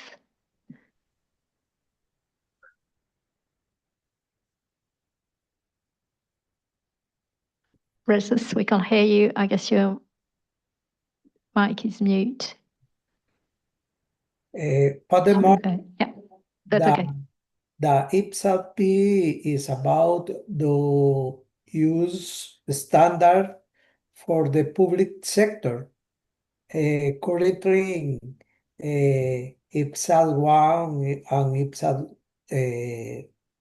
2 are used, but these are internal evaluation focused on economic performance within a company, while the public sector require standard that consider external impact. Therefore, is shown align with the agree on another from Edward. I take this opportunity to make a recommendation to the CAG. The CAG should establish a commission-wide country that have gone towards the IPSAS implementation process and have experience developing and gear that all of their country do benefit from the lesson learned, and this group could serve as speakers for the CAG. There is significant standard development by the IPSASB, but the problem lies in implementation. Thank you. Thank you, Jesus. Ram, last few comments. Just a small one. Well, for sustainability reporting, all sectors are not equally important. Perhaps as a country, we have to identify those sectors which use natural resources in a big way or whose use causes degradation in the environment in a big way. So what in India, what we have done is that those big companies who contribute to this in a big way, they have been identified. And the market regulator, which is the Securities and Exchange Board of India, SEBI, has made it mandatory that as a part of their financial statements, they have to give certain statistical information which will talk about sustainability and the way they are harming the effects of their operations on the nature as such. So that has become mandatory for all companies with a certain turnover. And increasingly, they are doing it in a positive way, that those companies who are making very good disclosures, they are being rewarded in terms and they are being given monetary and non-monetary benefits to encourage them to have better reporting in days to come. Thank you. Thank you, Ram. Just a few words from my jurisdiction, where we do sort of struggle to take a step back from green budgeting, which to me is really financial information rather than non-financial information, which is more what we're looking at the IPSASB at the moment. So just to share that that on the public sector level, we're in the process of developing more non-financial type of information.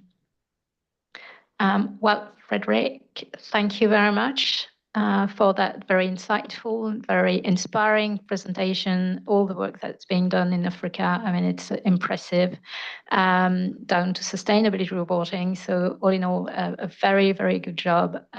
Sorry we couldn't go through all your presentation. There's a lot of very good material here. And thank you to CAG members for their very insightful comments as well. Thank you very much. Thanks. Okay, we'll now go to Joao for the next session. So first of all, sorry, Joao, we had to run into your session. So if I'm not mistaken, this is actually the first time the CAG discusses the linkages between the IPSASB information and the GFSM. And it's quite a recent project as well, because the project brief was approved back in March, as far as I remember, this year. So with that bit of background, I'm turning to Joao. Welcome, Joao. Thank you for joining us here and for the presentation you're going to perform. So over to you, Joao. Thank you, Fabienne. Good morning, good afternoon, and good evening to all CAG members. It's great to be back after more than 2 years with a different project now, a project that is very close to my professional background as a former statistician at Statistics Portugal, and now trying to bring also some of that expertise with this project. So I'm going to share my presentation. Please bear with me.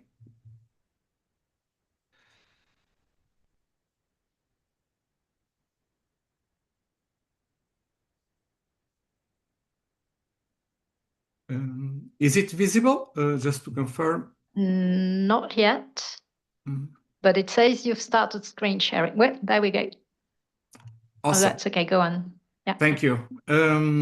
Yeah, so as Fabian said, the board started the project at the end of last year on strengthening linkages between IPSAS standards and the GFSM. So we are now in agenda item 4. And before diving into the details of this project, we thought that it would be worthwhile doing a small walk down on memory lane of the work that this board has been doing over the last 20 years with international organizations. Although I'm not going to dive into all these phases, it's here for the CAG information, but I just wanted to highlight two big moments. The first one was in June 2003 with the establishment of an international task force on harmonization of public sector accounting. So this was a big development in international standard setting for both public sector accounting, but also for statistical, because at that time, several international organizations, as well as the IPSASB, joined efforts to map similarities and differences between both frameworks. Of course, this led then to the issuance of the System of National Accounts, 2008, and also the IPSASB issuing IPSAS 22. So fast forward, we had several milestones throughout this timing, and now we have this project, which the IPSASB approved the project brief in March 2025, the strengthening linkages between IPSAS standards and GFSM. So this is basically leading this work to the next level of the linkage between these two standards, a set of standards.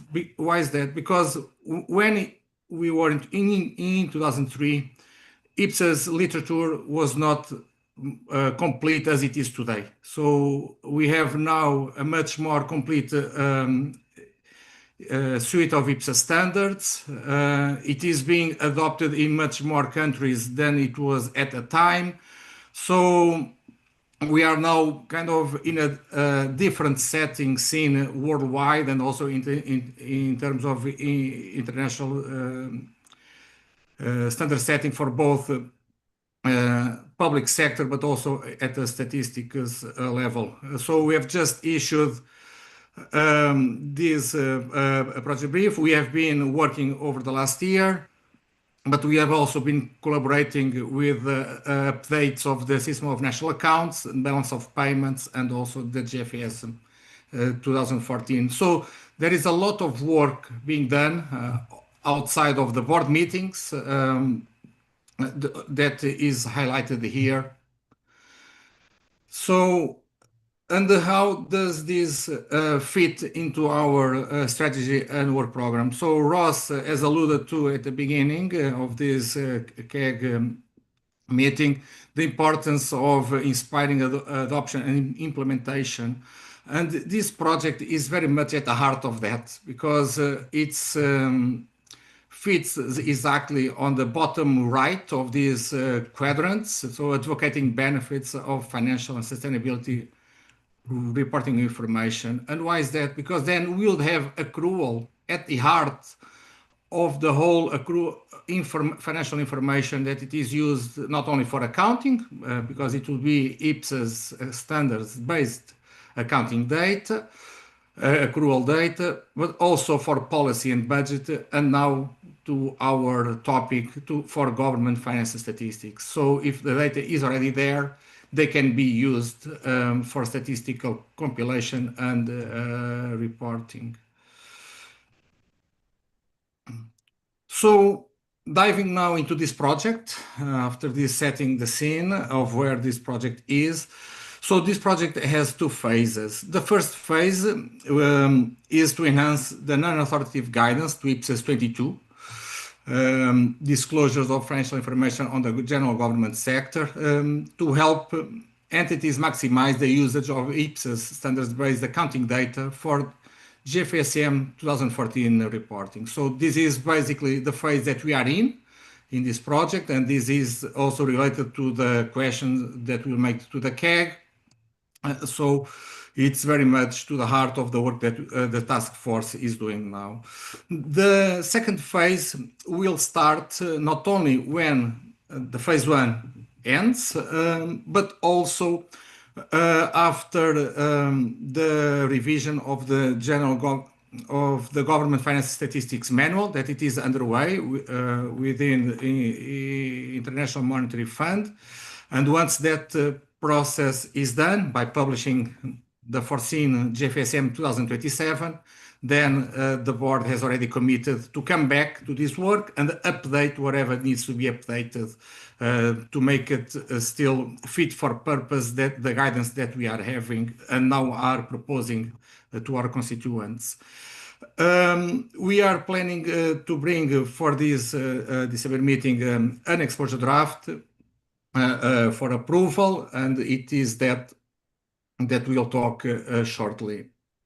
So diving in now into more details of the work that the task force is done, I just wanted to say a few words on the task force.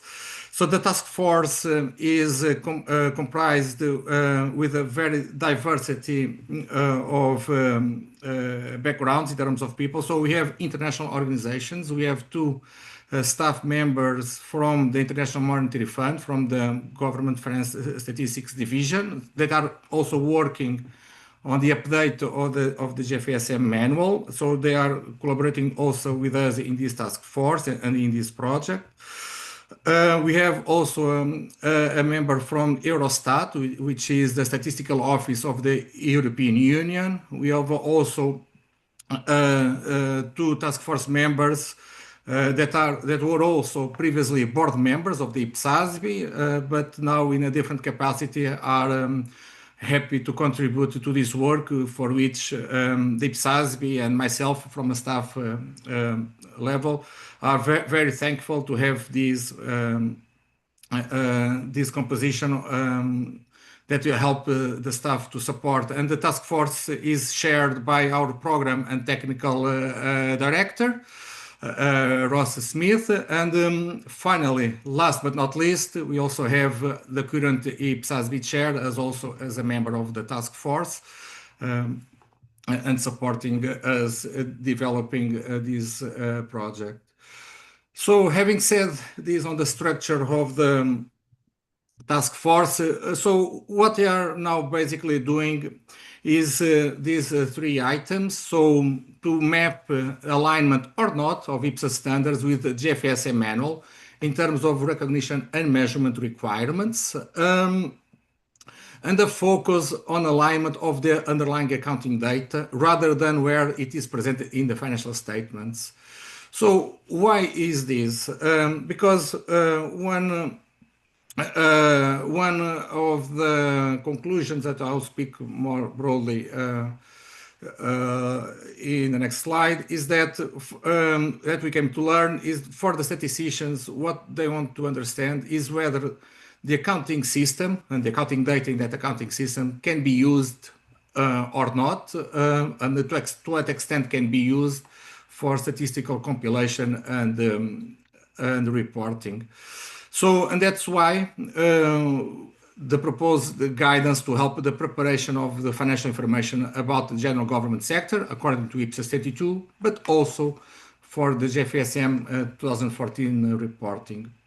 So, having this setting, so what are the three products that we are developing? One, it's the additional non-authoritative guidance in IPSAS 22. So I just want to highlight that IPSAS 22 is not a mandatory standard. It is an elective standard for those jurisdictions that do wish to publish information about the general government sector, and the guidance that we are proposing is also non-authoritative in an elective standard. So it is very much very infra level. And it is in a question and answer format with basically 3 questions: whether the standards recognition and measurement requirements are aligned or not with the GFSM. And then if they are not aligned, what are the presentation, the requirement differences, even though the recognition and measurement requirements are aligned. And once there is no data available because of those differences in terms of recognition and measurement, what are the additional data that needs to be collected because of those differences. So it's basically very much summarizing. And I also want to highlight this is not to be exhaustive. So this guidance is not to be to typify all the possible situations that are differences or similarities. It's just to help both accountants and statisticians working together to understand the main areas where they need to think through when they are doing this work. So, and that's why it is kind of a high level guidance that the task force and the board is developing. So we are also developing 2 sets of guidance that are not related to the exposure draft. We call it supporting materials to better understand how this guidance can help both accountants and statisticians applying it. So as you all know, at the end of every standard after IPSAS 42, we have a comparison with GFS tables. So the task force and IPSASB is developing those tables and modifying and focusing on the GFSM 2014, and also doing this effort since IPSAS 1. So we are also proposing then to publish together with ED as supporting material for constituents to see, once all this is done, how it will fit into the IPSASB's handbook, all the material. And the third issue is that it's not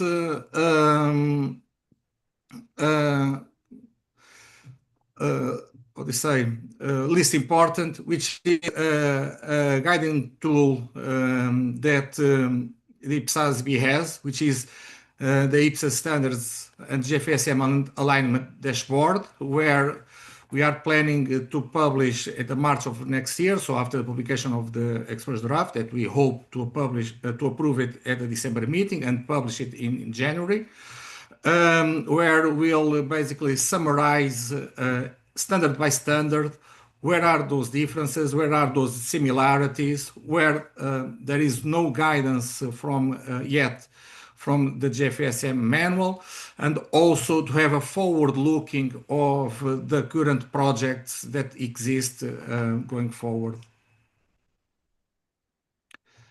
So with this,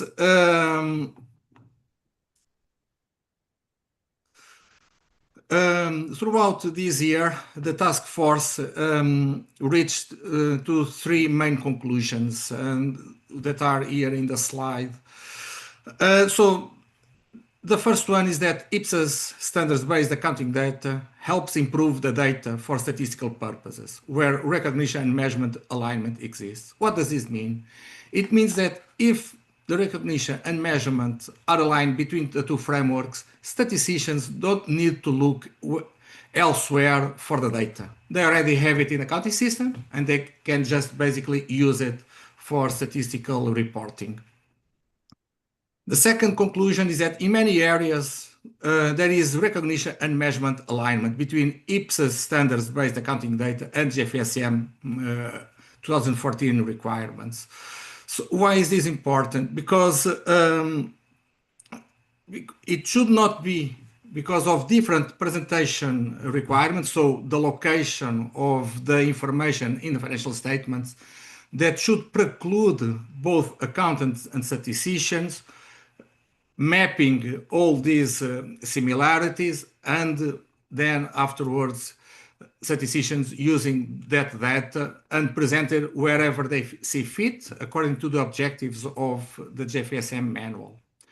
So all this to say, the third conclusion, that although there are some presentational differences between IPSAS standards and GFSM 2014, even where recognition and measurement requirements are aligned, this does not prevent the usage of the underlying accounting data for statistical purposes.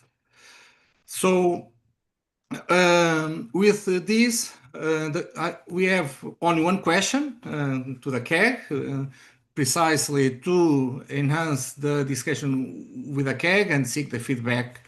And the question is, what aspects of the project does the CAG believe need to be focused on in communicating the project benefits to the accounting and statistical communities and in the end to the all stakeholders at large? And with this, I'll pass over to you, Fabienne, to receive the CAG's feedback. Thank you. Thank you very much, Joel. Maybe just before we go to comments from the CAG members, just a question from me about the phase 2 of the project. I was wondering what types of differences you may see between the GFSM 2027, because I would assume that it would be aligned with the SNA, the revised SNA. So is it going to be more in terms of presentation differences or recognition and measurement? Do you have any ideas? Yeah, happy to share on that. Also because I am a committee member of the Government Finance and Statistics Advisory Committee, and I have some insights that I'm more than happy to share with the CAG. So the IMF has this process, and they basically have set up 2 different types of research projects. So the first type of research projects are the research projects that can basically, I can call it as consequential amendments of that come from the update of the SNA and balance of payments. So, and to maintain alignment with those 2 manuals, so the IMF has decided to bring them on board. I can call it as consequential amendment to maintain alignment between the GFSM manual and the system of national accounts and the balance of payments. The second set, and in those there isn't, it's not expected by definition to have any differences. Okay, so it's basically to bring that guidance also to the GFSM. The second set of research projects, we are talking here about 36 research projects, just for us to see the extent of work that we are dealing with. It is expected to have differences in some of those projects in terms of recognition and measurement, especially in terms of recognition. And why is that? Because the IMF has identified in those projects that there may be, once again, it's potential, it's not nothing certain. The due process of public consultation has to go through yet, but there is potential to have different recognition and measurement requirements in specific topics. Why is this important? Because some of those topics are also related to very much IPSAS standards. So there is one project which I am leading, which is on provisions. And so the IMF is exploring of bringing provisions also into the Government Finance Statistics Manual. As we all know, right now, this is a big difference between the two sets of frameworks because GFSM manual only accepts, as they call it, provisions. We may call it impairments, different names. But in very specific cases, in this case, they are open to explore bringing the provisions, everything as we have it in IPSAS standards. So it is a big change and a big difference to what, if these change proposals are accepted and by their constituents, a big difference compared with the 2025 SNA, which will still keep some provisions to very limited cases. But I wanted to highlight, and with this I'll finish, that even SNA has evolved.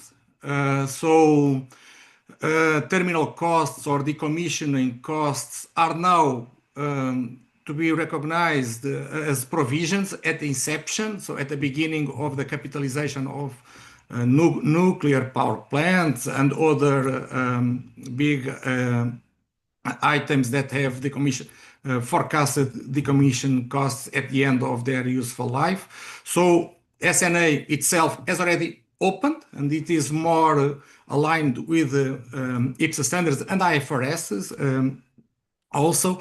And now with the GFS, we are considering basically expanding even more this. And with this, I hope I've answered to your question, Fabienne. Thank you. Yes, thank you very much, Joel. Very clear. With that, I open the floor to comments. So, CAG members. So I guess Agnieszka, Dina, by a very short timing. So Agnieszka, go ahead, and then Dina and Paul. Okay, thank you, first of all, Joao, for answering my question before I asked it. It was at least on the basis of what Fabienne asked, but that was a burning question for me, whether there are any prospects for closing some of the gaps in measurement and recognition. So thank you for that explanation. I think that's a crucial also issue, that the statistical framework is also getting close to the accounting framework in some, at least, of the areas, not just the other way around, and not just the accounting, let's say, framework is explaining why is it different from GFS, but we have to somehow close as many gaps as possible, because that's for the sake of the jurisdictions who plan their reforms. I think that what the projects that you described would be very helpful in would be how the gathering of data is actually organized. Because if you have this additional guidance on where statistical framework differs from IPSAS, it's much more easier to develop a system of gathering data, because I believe we have to look at that it's not just accounting system that we take data from, also for statistical purposes. I think that the systems have to be designed as a data gathering system, which is structured and automated to the extent that is possible. And this data gathering system, which is based on accounting principles, how you actually keep accounting records in terms of reliability, audit track, and so on. So you have this system, and you design the system so that the data for the purpose of financial reporting, for the purpose of statistics, and also for the purpose of budgetary reporting is actually the data derived from the system is feeding those three systems. And this, let's say, additional guidance, I think would be beneficial in terms of designing all those data gathering systems. And that could be also pointed out or underlined in the communication connected with the project. Thank you. Thank you, Agnieszka. Dina? Thank you, Chair and Jolo, for the insightful presentation. So I see that specific project is not only a normal project, it's strengthening the linkage between the IPSAS and the GFSM reporting, which reflect the future vision of the IPSASB. So within the jurisdiction, public sector stakeholders have increasingly required statistical data dashboard, systemized dashboard to reflect all the tools and the reporting tools that they currently have to support within transparency or decision making. This linkage will provide guidance that will enable government to use IPSAS-based financial information for their macroeconomic analysis and performance monitoring. I have deeply thought about this specific question, and I couldn't have one unified approach that we can tailor for everyone. So I recommend to focus the communication of the benefit to be split by two approaches. One, IPSAS adopted entities that already have been reporting on IPSAS and GFSM. So they have already mapped and configured their system to get the reports required as per IPSAS requirement or GFSM. For these entities, the comparison table that Jolo was already referring to at the end of each standard will be supporting the usage of the GFSM data, generate, implement IPSAS 22 to disclose and avoid effort duplication.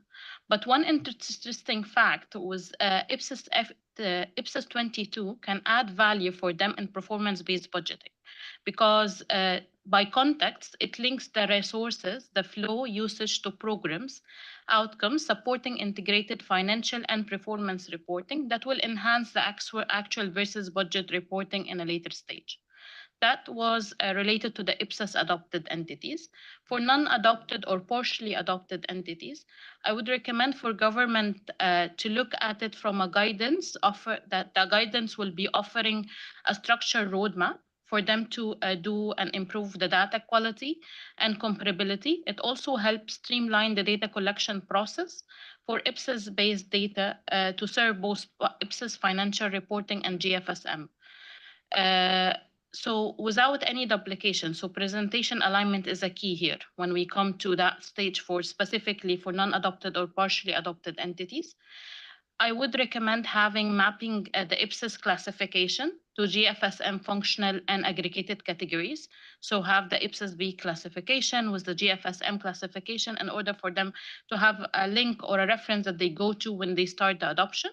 Also ensuring that their financial system from now can generate output on both formats.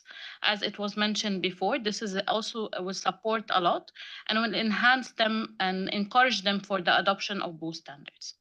Thank you. Thank you, Dina. A lot of good things to take from here. Paul and then Niall. Hi, yeah, thanks, Fabienne.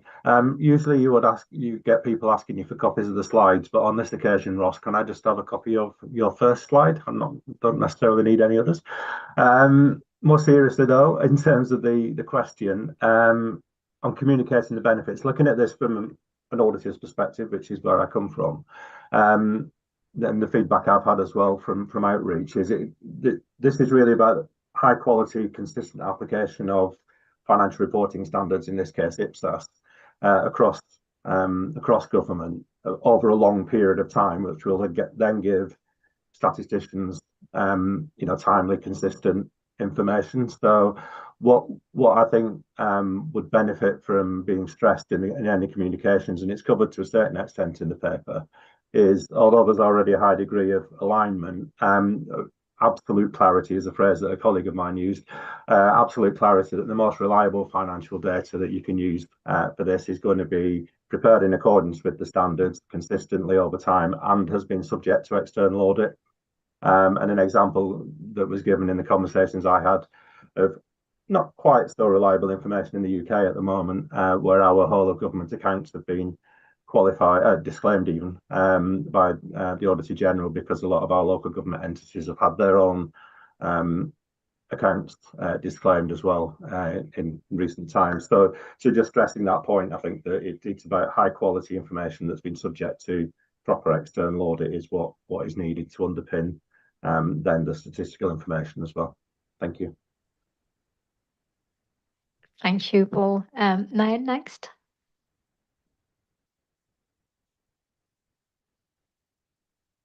Nail, you're on mute. We can't hear you.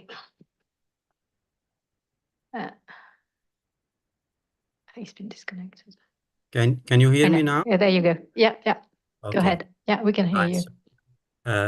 So from Accountancy Europe perspective, we fully support this project. We think it's important to have a dialogue in this area. Through our discussions, we have identified two benefits. The first one is for the statistics. So we think one important area that will benefit from this work is the topic of transfers. So in the statistical manual, we understand that transfers should be recognized when it's created or transformed, not when it's paid. And with this alignment, hopefully statistical community will benefit from real-time data and more disaggregated information to do their analysis. And the second benefit is for preparers. So we think that for preparers currently in practice, they have to maintain a reconciliation between the two systems. So with this maximized alignment, it will help them reduce the tracking of the both systems and get rid of some of the work they are currently doing, which is a bit challenging. So that's it from my side. Thank you. Thank you, Nail. Julie?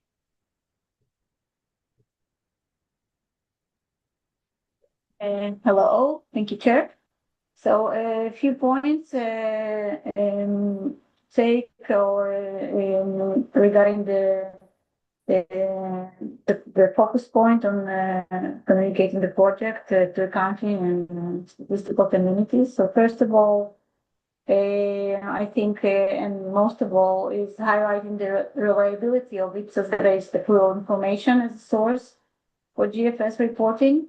State financial statements or other government institution financial statements that are prepared on an accrual basis and might be audited are very reliable sources of information for GFS reporting purposes.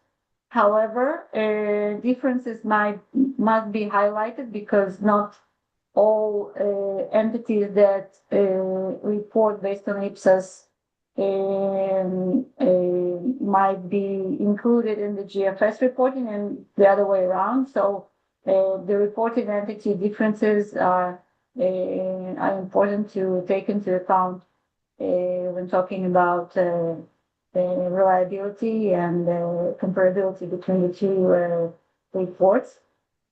Secondly, the practical outputs, the table that João showed us in one of the previous slides of the comparison with the GFSM tables is very and extremely valuable, I think, and can be a real tool, working tool for both the accounting community and the statistical community.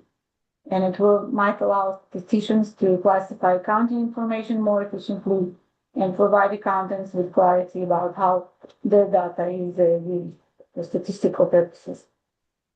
In addition, emphasize the benefit of producing more consistent and reconciled fiscal indicators. Deficit and debt figures might appear in several frameworks and might be treated differently. These numbers might differ between the different frameworks, and they might lead to misunderstandings amongst the users and policymakers and the media and, of course, international institutions that might do the GFS reporting. And the project helps us communicate the many of these differences in more presentational than substantive. And new guidance facilitates clear, transparent reconciliation between the frameworks and might be very useful. Another point, of course, the efficiency message is important. using, and some of you touched the point of using data. So similar information is used in multiple times for different purposes. And of course, using one data source for all those reporting will hugely improve the completeness and accuracy of the data used and the reliability of the data used for the different purposes. And of course, there might be a concrete operational benefit that both communities can appreciate. And one last point addresses bridging an institutional and conceptual gap between accounting community and statistical or economic community within government institutions that usually don't exactly communicate between themselves, or not always. In many jurisdictions, accountants focus on control, auditability, stewardship, and financial position, and statisticians and economists might focus on different things like economic classifications, macroeconomic flows, and international comparability. So this project provides common reference framework and shared vocabulary for the both communities.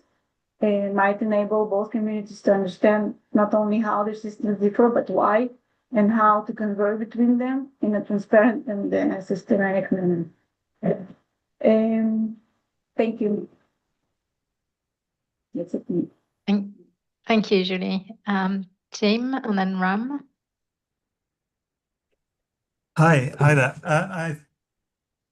First of all, I think this is a great project and great to see, and I think a lot of the the statements of the benefits of doing this are great, and subjecting effectively the discipline of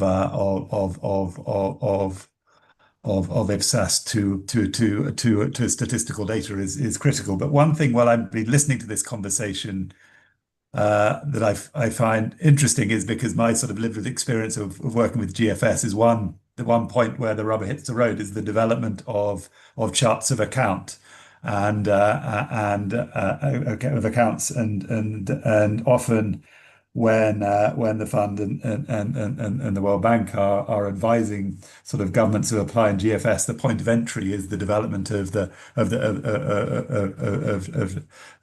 chart of accounts.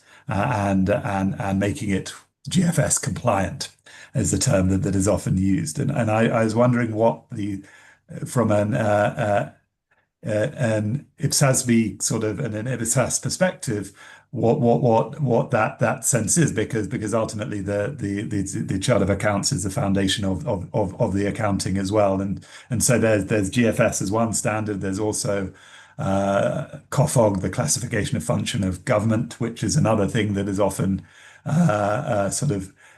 advised is put in the chart. We advise as being often put in the chart of accounts as well, as a functional segment of the chart of accounts. So I was just wondering what in terms of, let's say if I often get involved in this area, we're advising governments on developing a chart of accounts.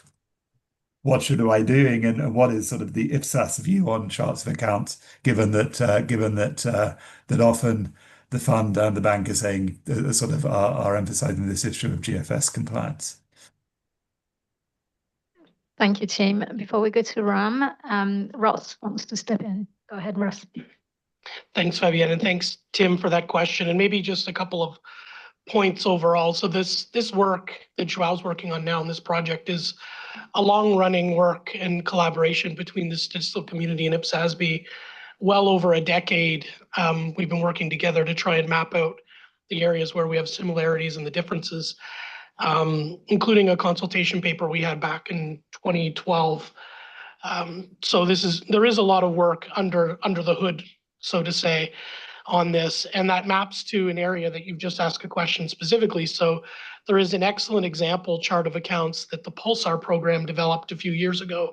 Joao worked on that project with the team at Pulsar at the time, and you can find that available online as a really good example of how to map in a chart of accounts, IPSAS reporting and statistical reporting. Maybe a secondary question you asked is, well, which one do you map to? Well, we look to GFSM, but we're also engaged with SNA and the SNA update process. But it really is up to each individual jurisdiction to determine what they want to map to in their chart of accounts. We think GFSM is the right starting point, but you might want to go even deeper at the country level depending on your reporting needs and requirements. And maybe just stepping back again on this project, we're really doing this phase to kind of bring together the work that's been happening for well over a decade and make sure both the statistical community and the accounting community are aware of the need to talk to each other, to share information sources, and make sure that when you have accrual information, you're making the best use of it. My experience on this and talking to many countries is the accountants aren't always talking to the statisticians and vice versa.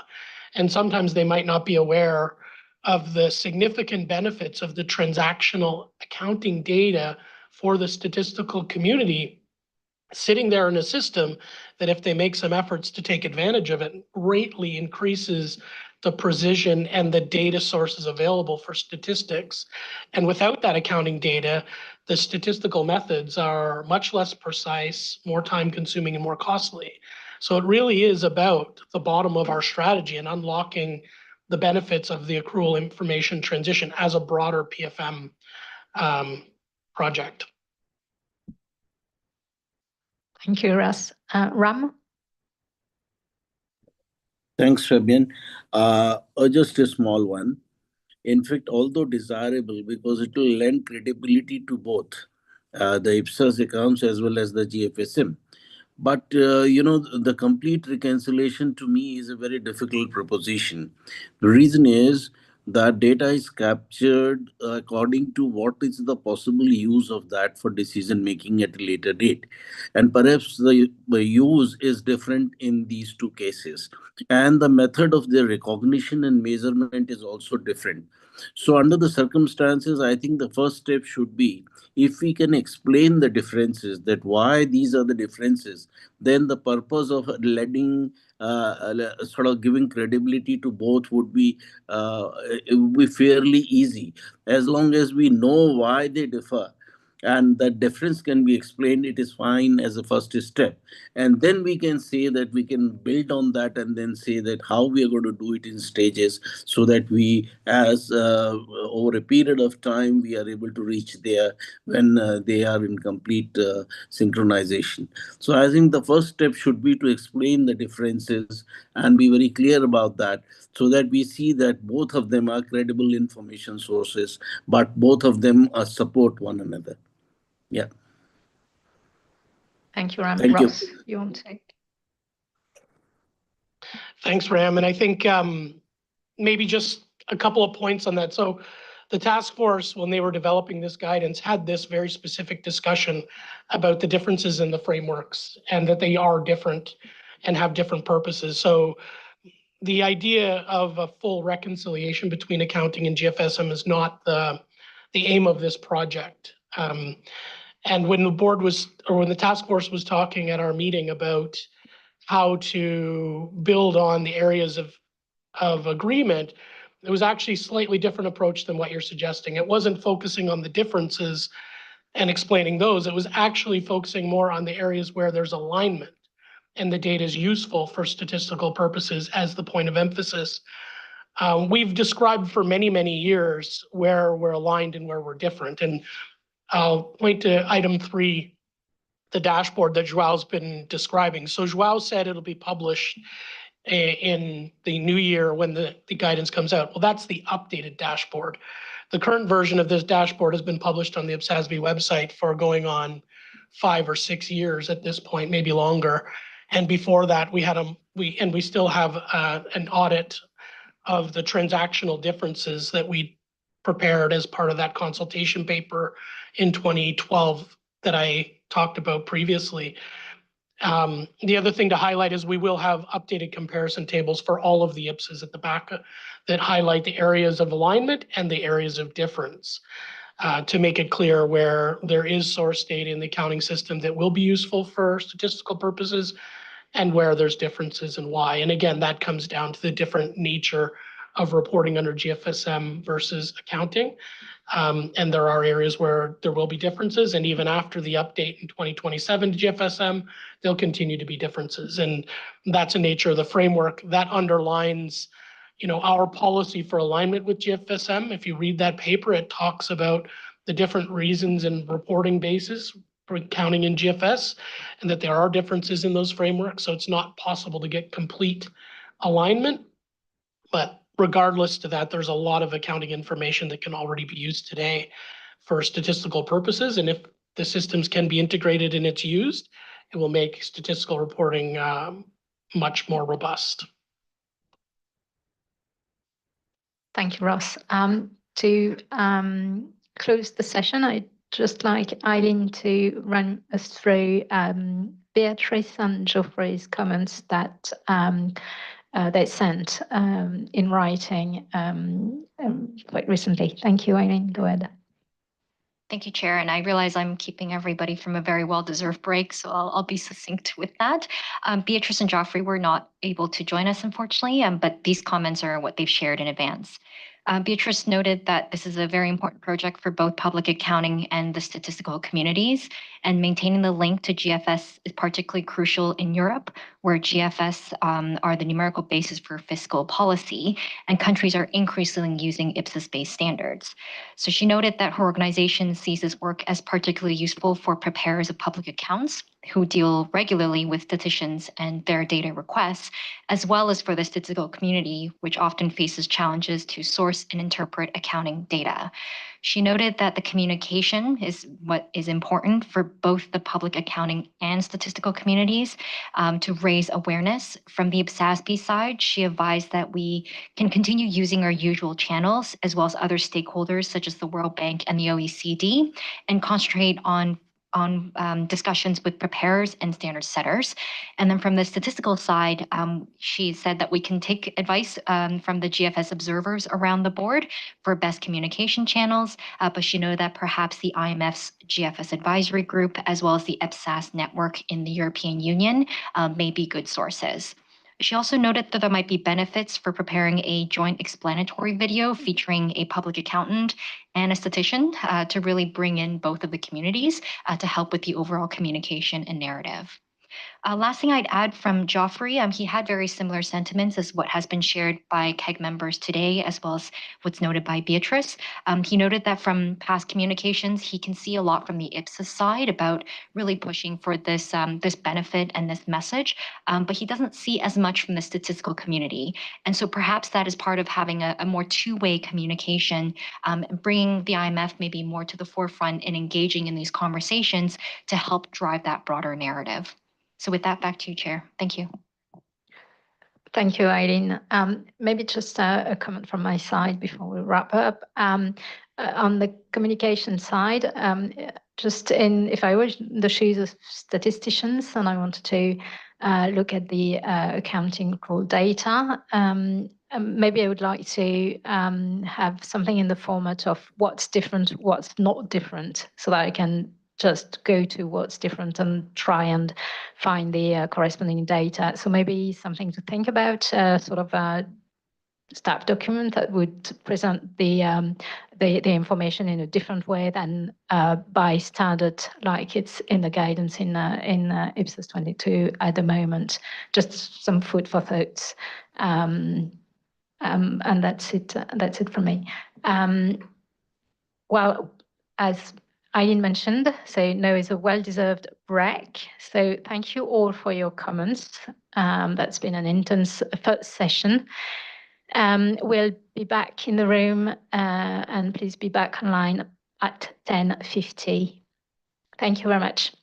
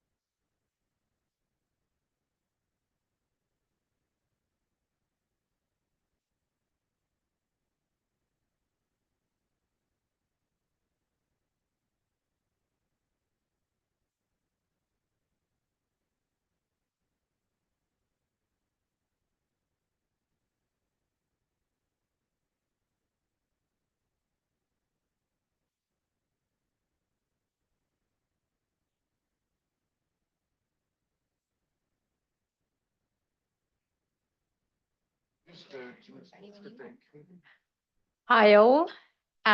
It's now time to get back to the room for those in person and get back online for most of the CAG members.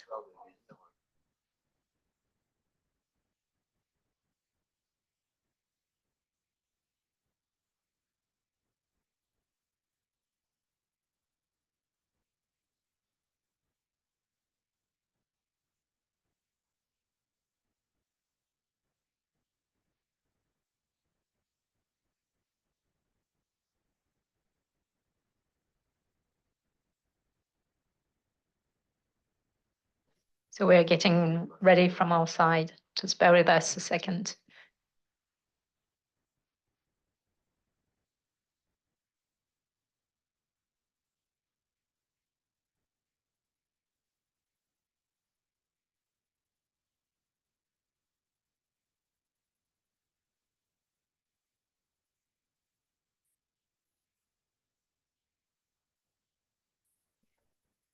Right, so thank you for joining us back online and in the room.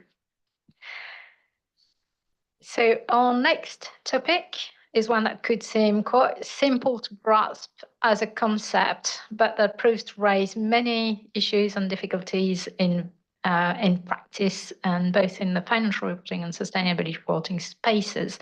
So let's talk about materiality with Augustina and Karen, and they're going to lead us through the papers that you all received with two sets of questions, one for each for financial reporting and sustainability reporting. So we'll start with financial reporting with Agustina. Go ahead, Agustina. Thank you, Fabienne. Thank you, Chair. Thank you, everybody, for your input, and we're looking forward to hear your jurisdiction and entity experience.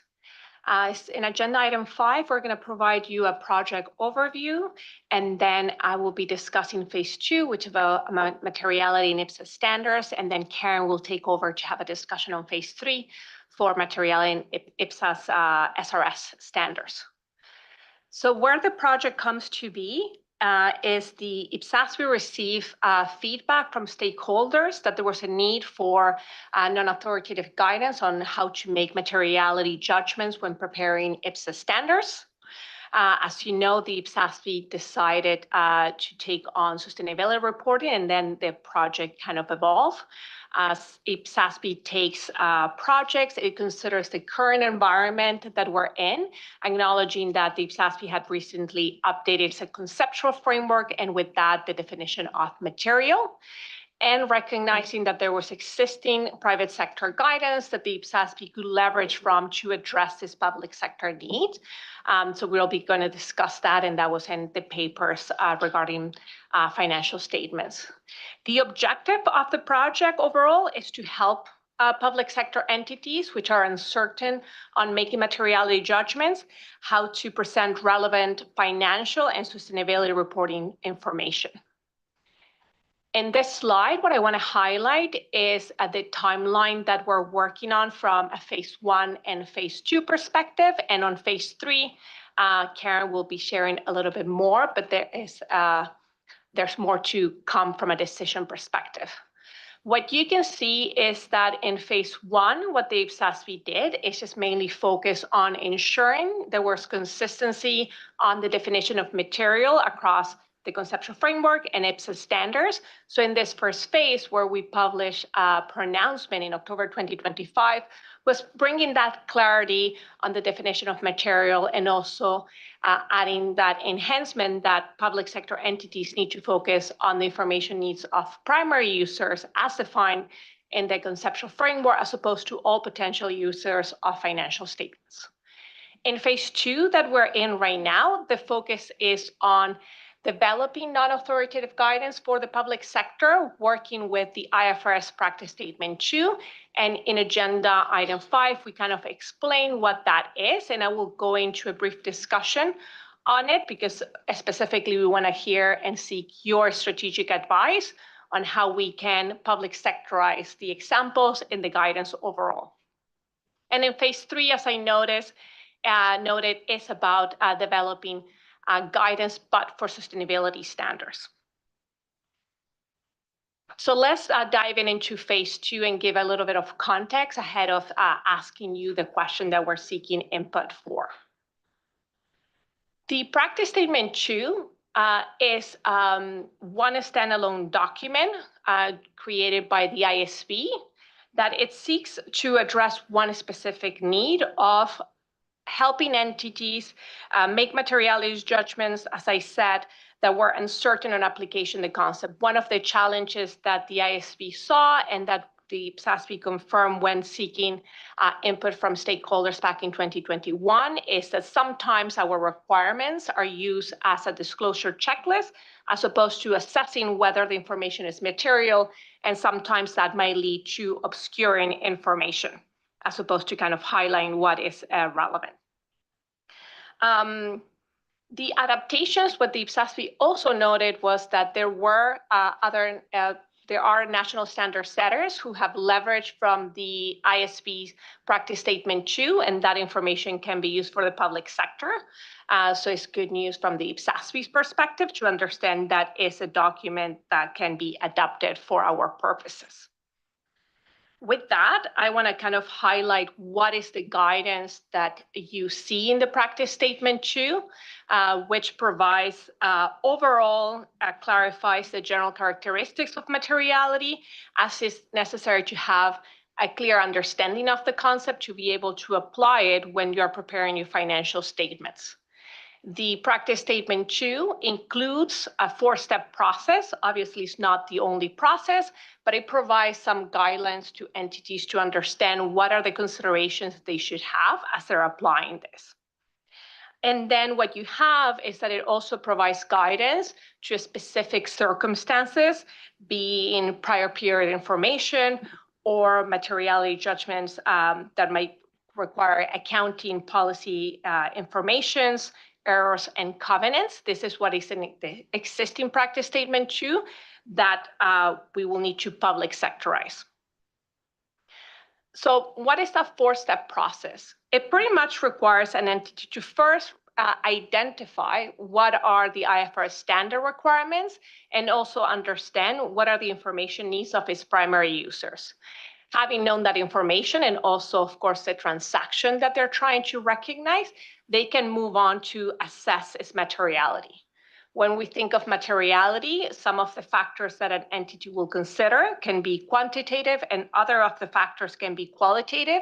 So what the practice statement does well is to bring specific examples and help an entity identify and consider what are those qualitative or quantitative, when can I consider one or the other, or when I might need to consider both of them. It doesn't prioritize one over the other. The entity needs to make that decision.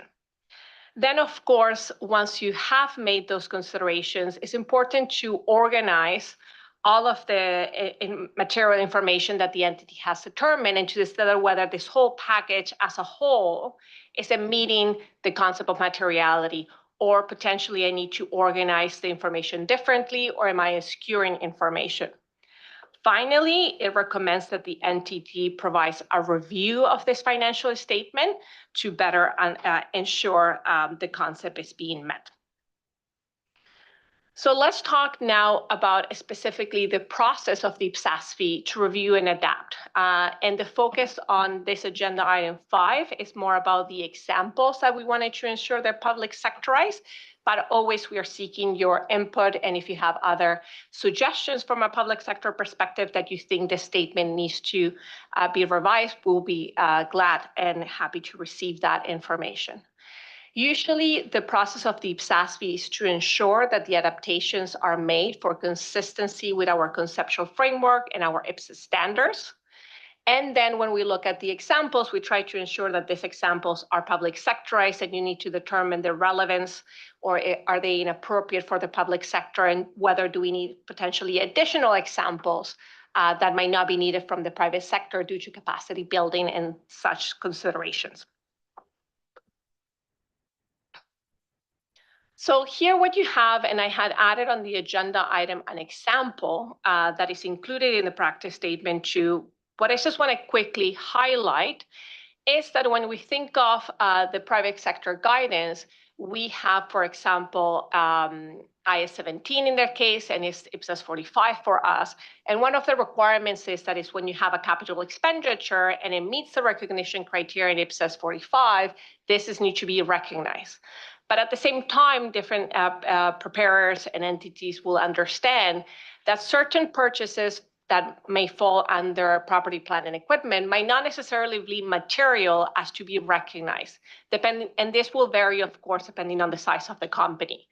But I would think that if we think of a printer and an entity, one printer might not be necessarily material to for the information regarding capitalization and amortizations to be relevant, and an entity could set up a capitalization threshold. This is an example that could be quickly adapted for the public sector, and those are the type of amendments that staff is recommending for the IPSASB to consider.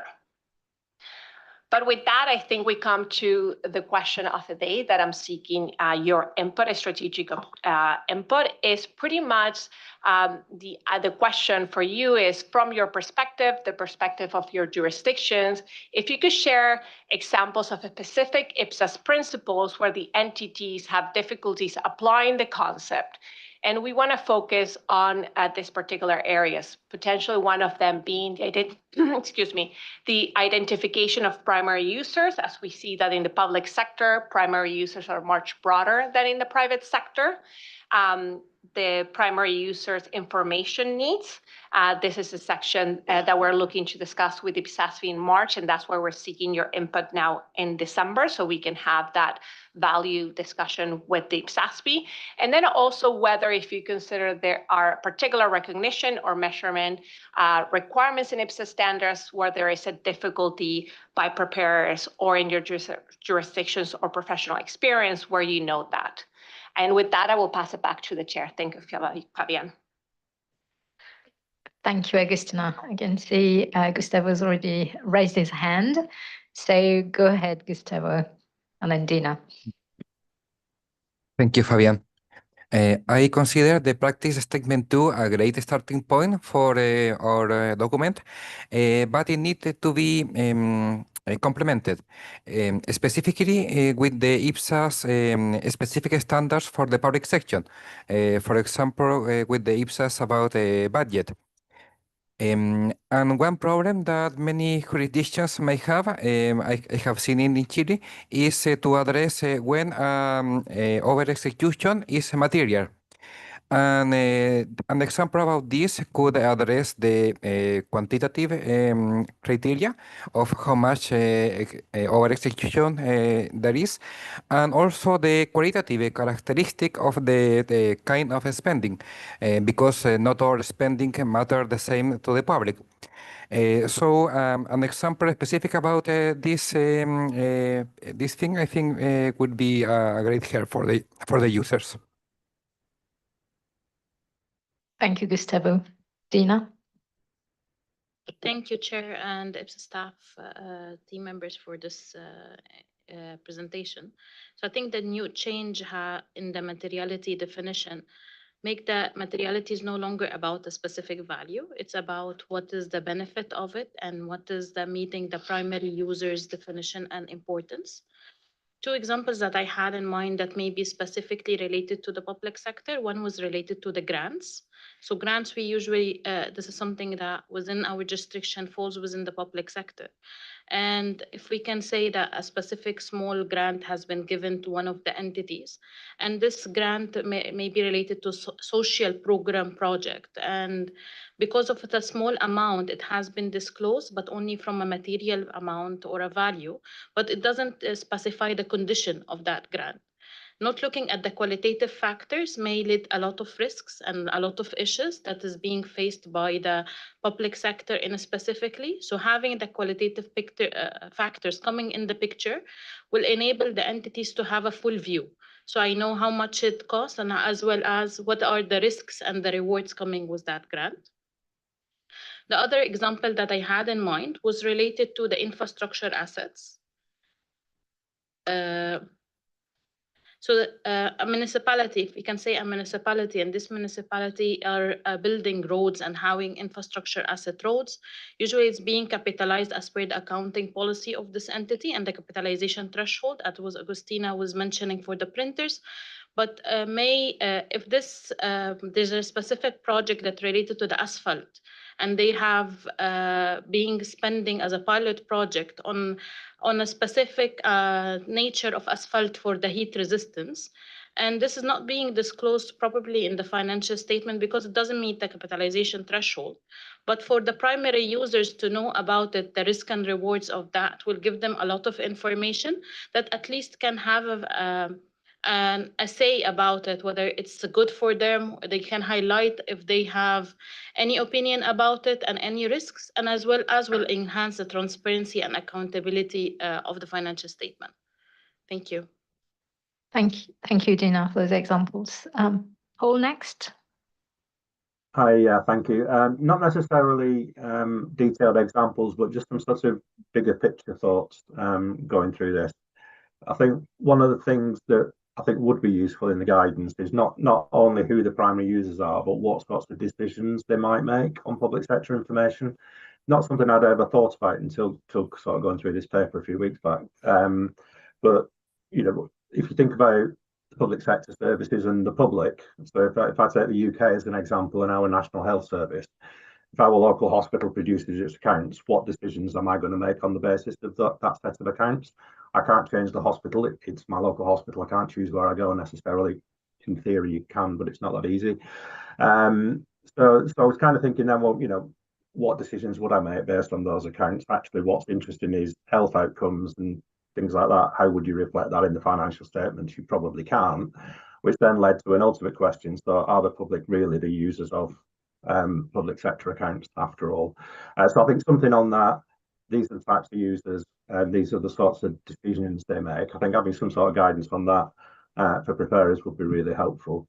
Other things, when we talk about materiality, we always say what would influence the decisions, and that the user would have a reasonable understanding of financial reporting. And I think especially when it comes to public sector users, the wider users, I don't think it's necessarily reasonable to assume that they've got that understanding like you do in the private sector with investors. It's probably not unreasonable to expect an investor to be able to understand a set of accounts, but in the public sector, in particular, the complexity of them, it's kind of difficult to conclude they've got that knowledge. So some guidance on that would be helpful. And then in terms of, so that was the identifying the primary users. Primary users information needs, not 100% sure, kind of alluded to it, the public would know what information they need. Nor probably would many politicians. But so again, would it be helpful to produce a guide for primary users setting out what information they might get and what they might be interested in, as well as something for preparers as to what the users might be interested in? The suggestion in one of the conversations I had was whether the standards should also include a requirement or guidance, maybe not necessarily changing the standards at this stage, about the financial statements disclosing who the intended primary users are. I know we define primary users in the IPSASB, but something that maybe in the financial statements, these are intended for X, Y, and Z users. And then just on the last point on recognition and measurement requirements, some of the things that we've seen is that there's an awful lot of immaterial stuff that goes into public sector accounts for all sorts of various reasons. Oh, it's topical this year, so we'll put it in and then we never take it out.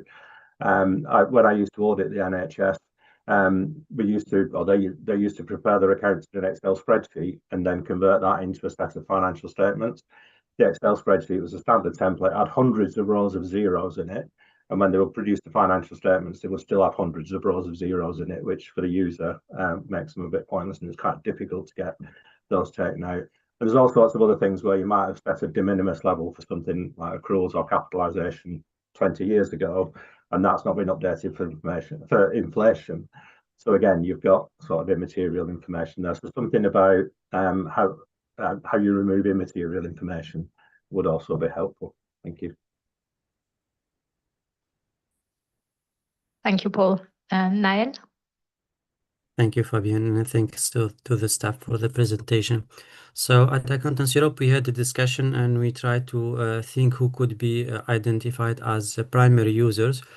So we think that the governments and public accounting committees, parliamentarian and budget offices, court of auditors, international institutions such as the IMF, the World Bank, statistician, but also the media, as they have a big influence on the public, could be primary users. But most importantly, there is no size fits all. So it's important that financial statements, when it's prepared, there is a reflection on what is the structure, who is the reviewing the accounts, who are the oversight bodies. That is crucial before preparing and identifying primary users. And it should be assessed at consolidated level, but also at local level. So there are differences between how materiality could be assessed. We also think if too much information is disclosed because these primary users were so broadly identified, there is a risk that the information will be diluted and it will lose its relevance. So there is no need that information goes to the smallest amount, but it's important that it focuses on the big tickets. One of the issues that also were identified in our discussion is that there is a sort of legacy in the public sector. So there is a sentiment that in many countries there is this preparation is mostly a compliance exercise, and there is too much information about how the budget is executed, and these too many details that at the end do not reflect a true and fair view at a more holistic level. So we think that the materiality guidance from the IPSASB should enable and encourage people to use common sense instead of focusing on these immaterial items. And talking about immaterial, we also think that it could be worth exploring the reverse question of what is immaterial. This could help also in this guide. And we are aware of some instances, for instance, when there is an external event that took place in one jurisdiction. So primary users could think that this amount is material, whereas the entity in its assessment has concluded that it's immaterial. But there is now an expectation, even from some European regulators, that the entity has to disclose that this assessment has been executed, and there is no material consequences from that amount. So sometimes it's filling that expectation gap to disclose. So that's it for this part. Thank you. Thank you, Nel. I go to Agnieszka. Okay, thank you, Fabienne. So for the purpose of this session, I talked to a few colleagues and asked them the question, what would be important in the materiality assessment in the public sector? And some of those issues that I will be presenting probably has been already pointed out. But my colleagues, first of all, pointed out in this aspect of primary users as not being a homogeneous group. So even if you identify primary users, then within the group you may have different kinds of interest, and that can influence certain cases of materiality assessment. They also pointed out at materiality in terms of the qualitative or quantitative thresholds used in the public sector. So quantitative thresholds may still be an additional tool. However, those based on profits, for example, may not be valid for the public sector. In terms of qualitative thresholds where you disclose information. Actually, I was given a very similar example as have already been mentioned. So the example of the grant. So, for example, the grant may not be substantial in amount, but for example, it may be a grant that was given to a politically sensitive institution, politically sensitive NGO, for example, and that's why it will be an important piece of information. But this qualitative, let's say, guidance where the qualitative thresholds is fulfilled in the area of the public sector could be also very important. Another issue that was pointed out was, for example, that, as some of you have already pointed out, this is a checking box exercise, but at the same time, there is this requirement within the Polish law, but its equivalent is IPSAS 1, paragraph 27. So sometimes you need additional disclosures to fulfill in Polish law true and fair view, and in IPSAS literature, a faithful representation. And I was also given an example that some of the public sector institutions may be a part of a very important, let's say, ad hoc scheme, a very important scheme which is of interest to many stakeholders. However, this entity is only an agent in this scheme. So that scheme would not result in assets being presented on the face of financial statement of this entity. However, it is a part of the scheme. So, for example, whether that information should be somehow disclosed.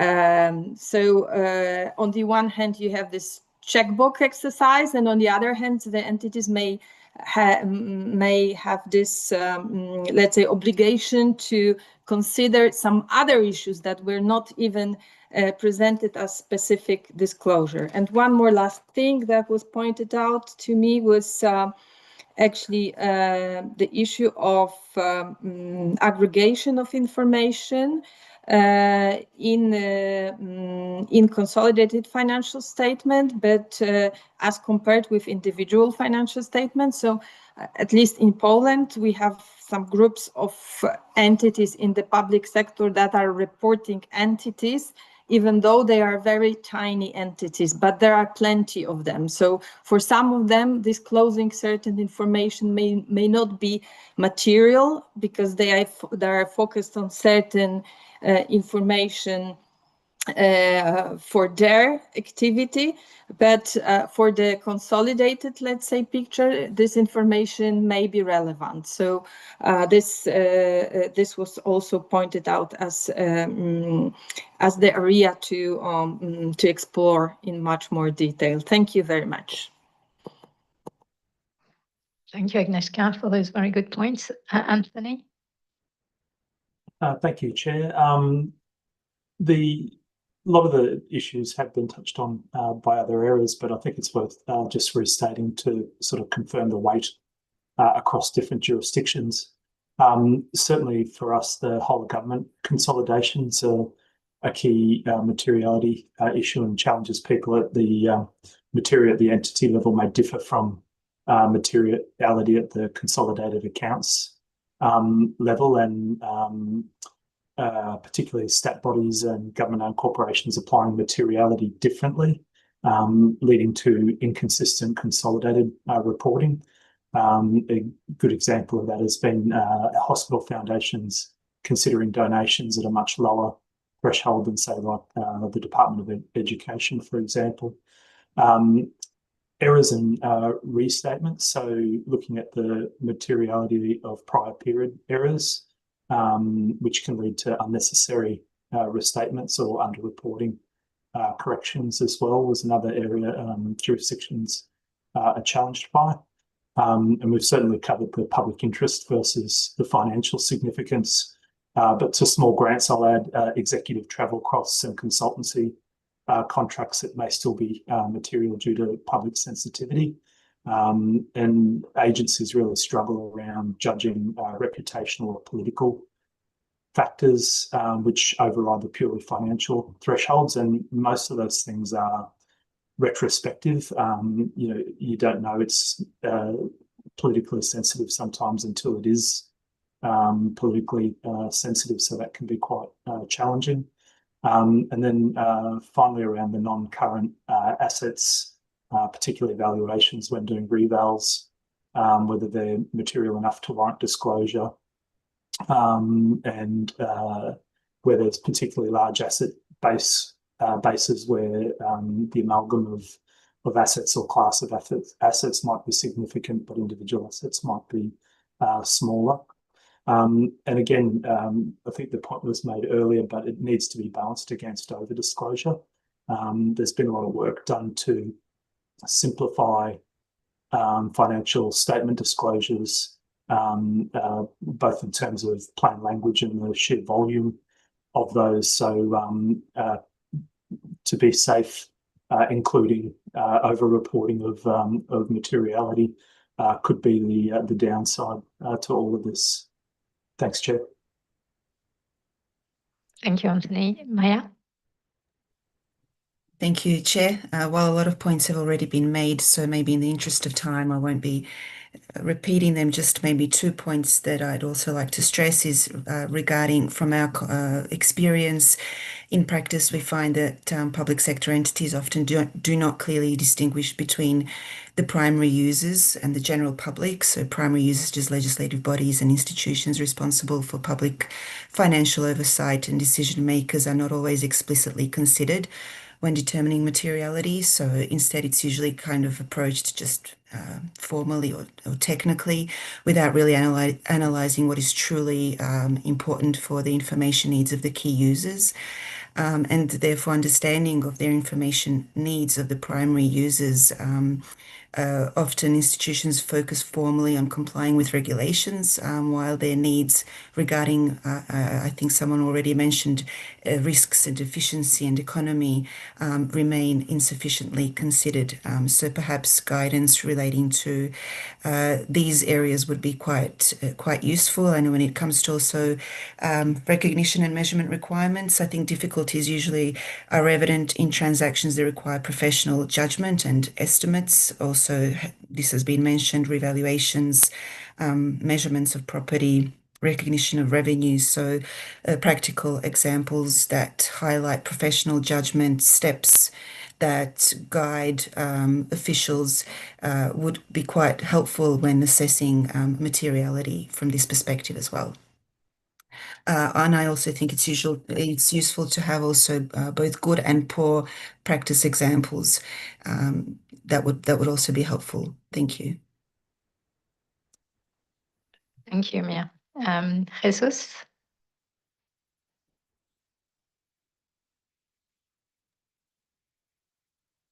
The use of materiality is important in the public sector. One aspect that needs to be analyzed is that public entities using IPSAS are not focused on economic performance, but rather on service potential.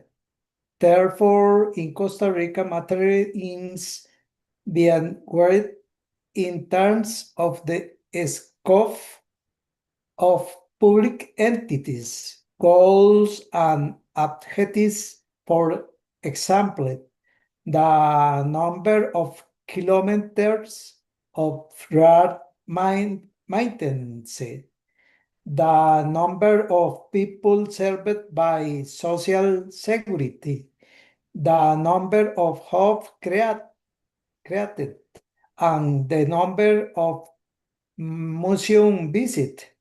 The importance of the closing individual financial statements and the countries consolidated financial statements is also highlighted. Thank you. Thank you, Jesus. Tiago? Oh, hi. Well, when I've been talking with my colleagues about materiality, something just reached out, such as Nail and Agnieszka already said.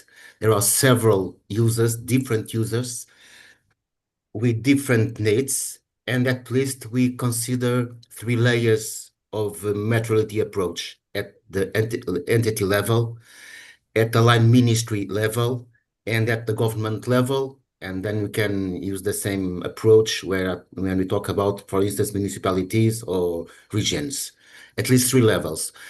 At the entity level, our approach that we have been seen being followed is like auditing approach to materiality based on a percentage from the last financial statements figures. It's a percentage from income, a percentage from the assets, considering what we are evaluating. When we start looking into materiality, considering line ministry or the whole government, the values, the variables that we want to analyze are mostly crossed with statistics variables, such that percentage of GDP, impact in tax burden, impact in debt, impact in deficit. So at least three different layers of materiality approach. As has been said, the most complex issue is when we are talking about consolidated financial statements, what is materiality, considering a global evaluation. So we really need to address what is needed at the most elementary level for public entities, and then what we consider as materiality when we consider a global evaluation of government numbers. Just an example that we've been dealing with OECD that helped us to build an approach to program budgeting.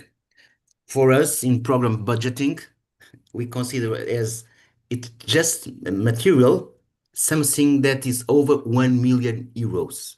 Behind 1 million euros, it's not even considered material. And it's just an approach, a pragmatic approach in this context of program budgeting, considering programming budgeting for public policies. So very different layers, very different users, very different approaches. This is not an easy one.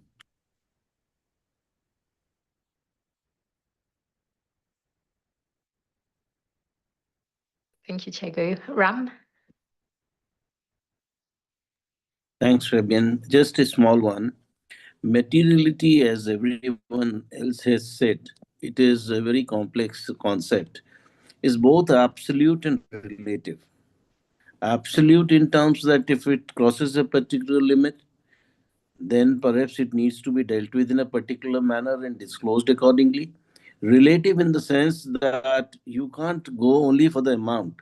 If something is very important compared to an item or for the financial statements as a whole, then it has to be. It has a direct relation with the disclosure, the place at which it will be disclosed, the manner in which it will be disclosed, and the impact it is going to have on the financial statements need to be said. So these things we will have to work on and say. And moreover, it's a more granular concept. You cannot generalize things for all sector or a category of industries. It varies from organization to organization depending upon the size and the type of activities which are there. So perhaps when we are framing something like that, we will have to be more general, and we will have to be limiting ourselves to the main principles which should be applied in a particular situation to determine the materiality. And then every organization should be given a leverage to see that what is relevant in its aspect. Similarly, certain things are there which are a legal requirement or a compliance requirement or a regulatory requirement. So irrespective of the amount, it has to be disclosed or complied with, and if it's not complied with, it needs material enough to be disclosed. So we have to see all these things in perspective, and every organization, based on the broad principles and the areas which we indicate, will have to apply to suit their respective compliance requirements. Thank you. Thank you, Ram. I next go to Eileen, who's going to talk about Beatrice's comments. Thank you, Eileen. Thank you, Chair. So Beatrice sent over a specific example from the European Commission to help with answering the question from staff. She noted that some of their recent experience on updating the materiality threshold for the capitalization of fixed assets had actually spurred an interesting discussion with their stakeholders.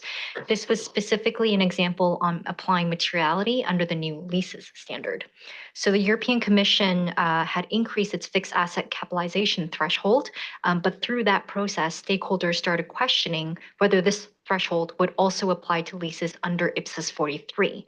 So their understanding was that the guidance in the leases standard would not allow for applying a recognition threshold, which is higher than the threshold foreseen for low value leases, which was usually seen to be 5,000 euros.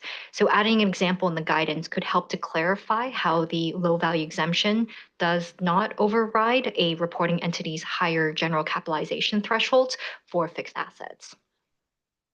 Thank you, Eileen. And I think Beatrice's comment really underlines the importance of applying judgment on how to interpret interaction between requirements. Ross, I think you wanted to step in. Go ahead. Yeah, just maybe picking up on a point you just made, Fabienne, that I just want to emphasize for this project versus what we're trying to do in terms of materiality. So all of the materiality guidance in IPSAS is now updated and consistent with the private sector. And as Augustina set out in her presentation, we're taking their materiality practice statement and public sectorizing it, which will be helpful in applying the materiality principles. But it's not going to remove the need to apply judgment at an entity level and in your financial reporting to determine your primary users, their information needs, quantitative and qualitative materiality aspects. So there's no guidance we can write at the international level that's going to give a silver bullet for some of these tough issues that many CAG members have highlighted. And what it really does come back to in principled standards is you need to apply judgment, you need to understand the users of your financial statements, their information needs, and apply the principles that clearly tell you what to provide when you understand that. And that's what the materiality practice statement is really about, is better understanding the information needs of your primary users as the reporting entity. And that is whether you're preparing consolidated financial statements or single financial statements. That might mean you have multiple materialities if you're doing single financial statements and consolidated financial statements. You have to understand your reporting landscape, the economic entity that you're preparing financial statements for, and provide information useful for their needs. There's no guidance that we'll be able to write that's going to take away that complex reporting judgment to be made. So I just want to make that point clear to manage expectations on what we may or may not be able to do from a staff perspective on this particular project. Thank you. Well, thank you, Ross, for the clarification. I don't see any more comments on the financial reporting side. So Augustina, are you okay with CAG members' comments? So I suggest we go to Karen for the materiality in the sustainability reporting space. Go ahead, Karen. Thanks, Chair. So now moving on to phase 3, which is on materiality in the IPSASB SRS standards. And I wanted to give CAG members a bit of background as to why we're bringing this specific topic to the CAG in this meeting. And we had actually not brought materiality specifically as a topic to the CAG when we were developing the IPSASB, the upcoming IPSASB SRS 1 on climate-related disclosures.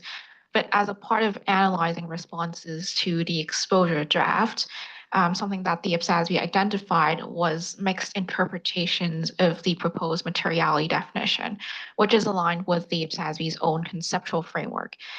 And so the IPSASB ultimately decided that it was appropriate that we could still keep that definition, keep that alignment with the conceptual framework, but then accelerate phase 3 of the Making Materiality Judgments project. And that will be done through adapting existing IPSASB educational material so that it is applicable for the public sector.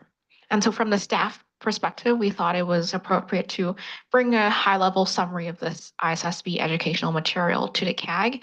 But the main use of this, bringing this to CAG, is to collect various experiences around table as we start, as staff start working on phase 3 of the project, to adapt this private sector guidance so that it's applicable for the public sector, and also considering that it is a very new topic for many entities, especially in the public sector.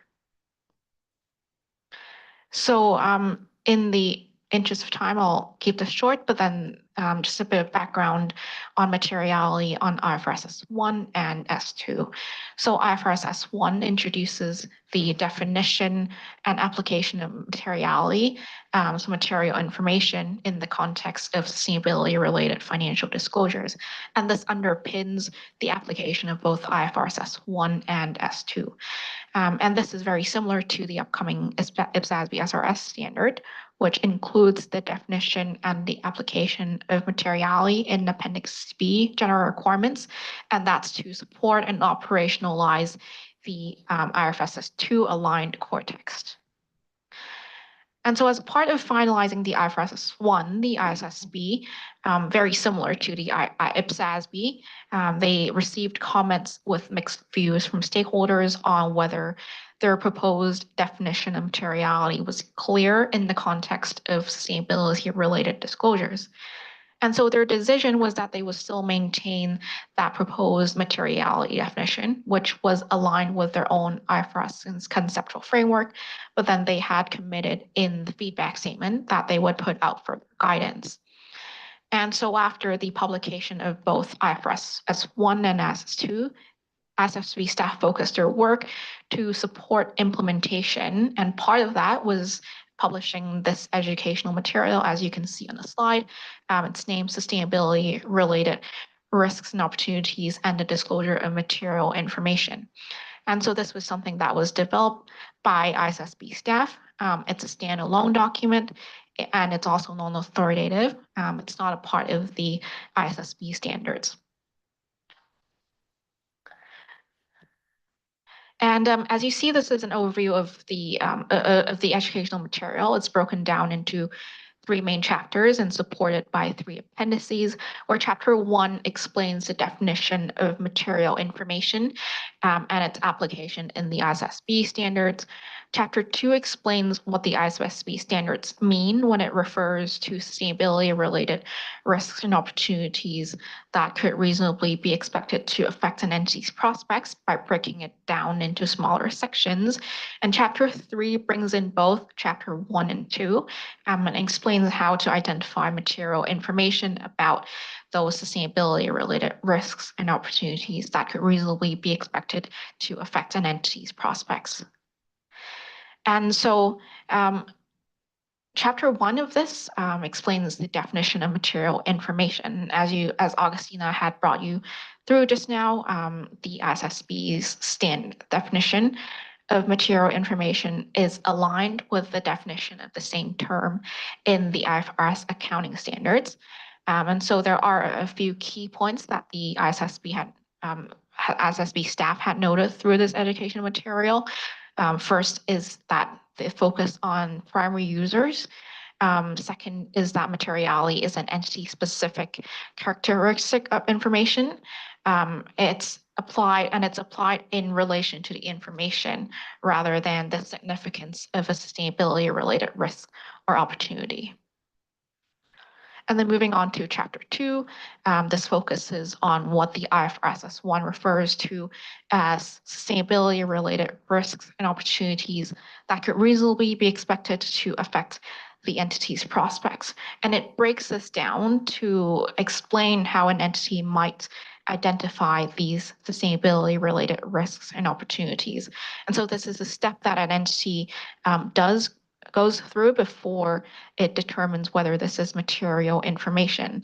And so to guide entities in thinking about this, the educational material did provide this sequential concept, as you see on the slides now, in considering sustainability-related risks and opportunities. So an entity would look at its value chain, and then looking at what resources and relationships there are within its value chain, and then after that, looking at what are your entity's dependencies and impacts on these resources and relationships.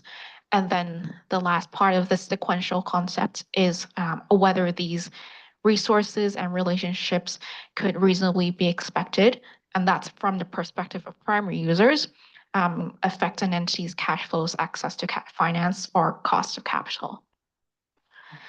And then moving very quickly on to chapter 3, which this chapter brings in that additional notion of material information into chapter 2, which talked about sustainability-related risks and opportunities.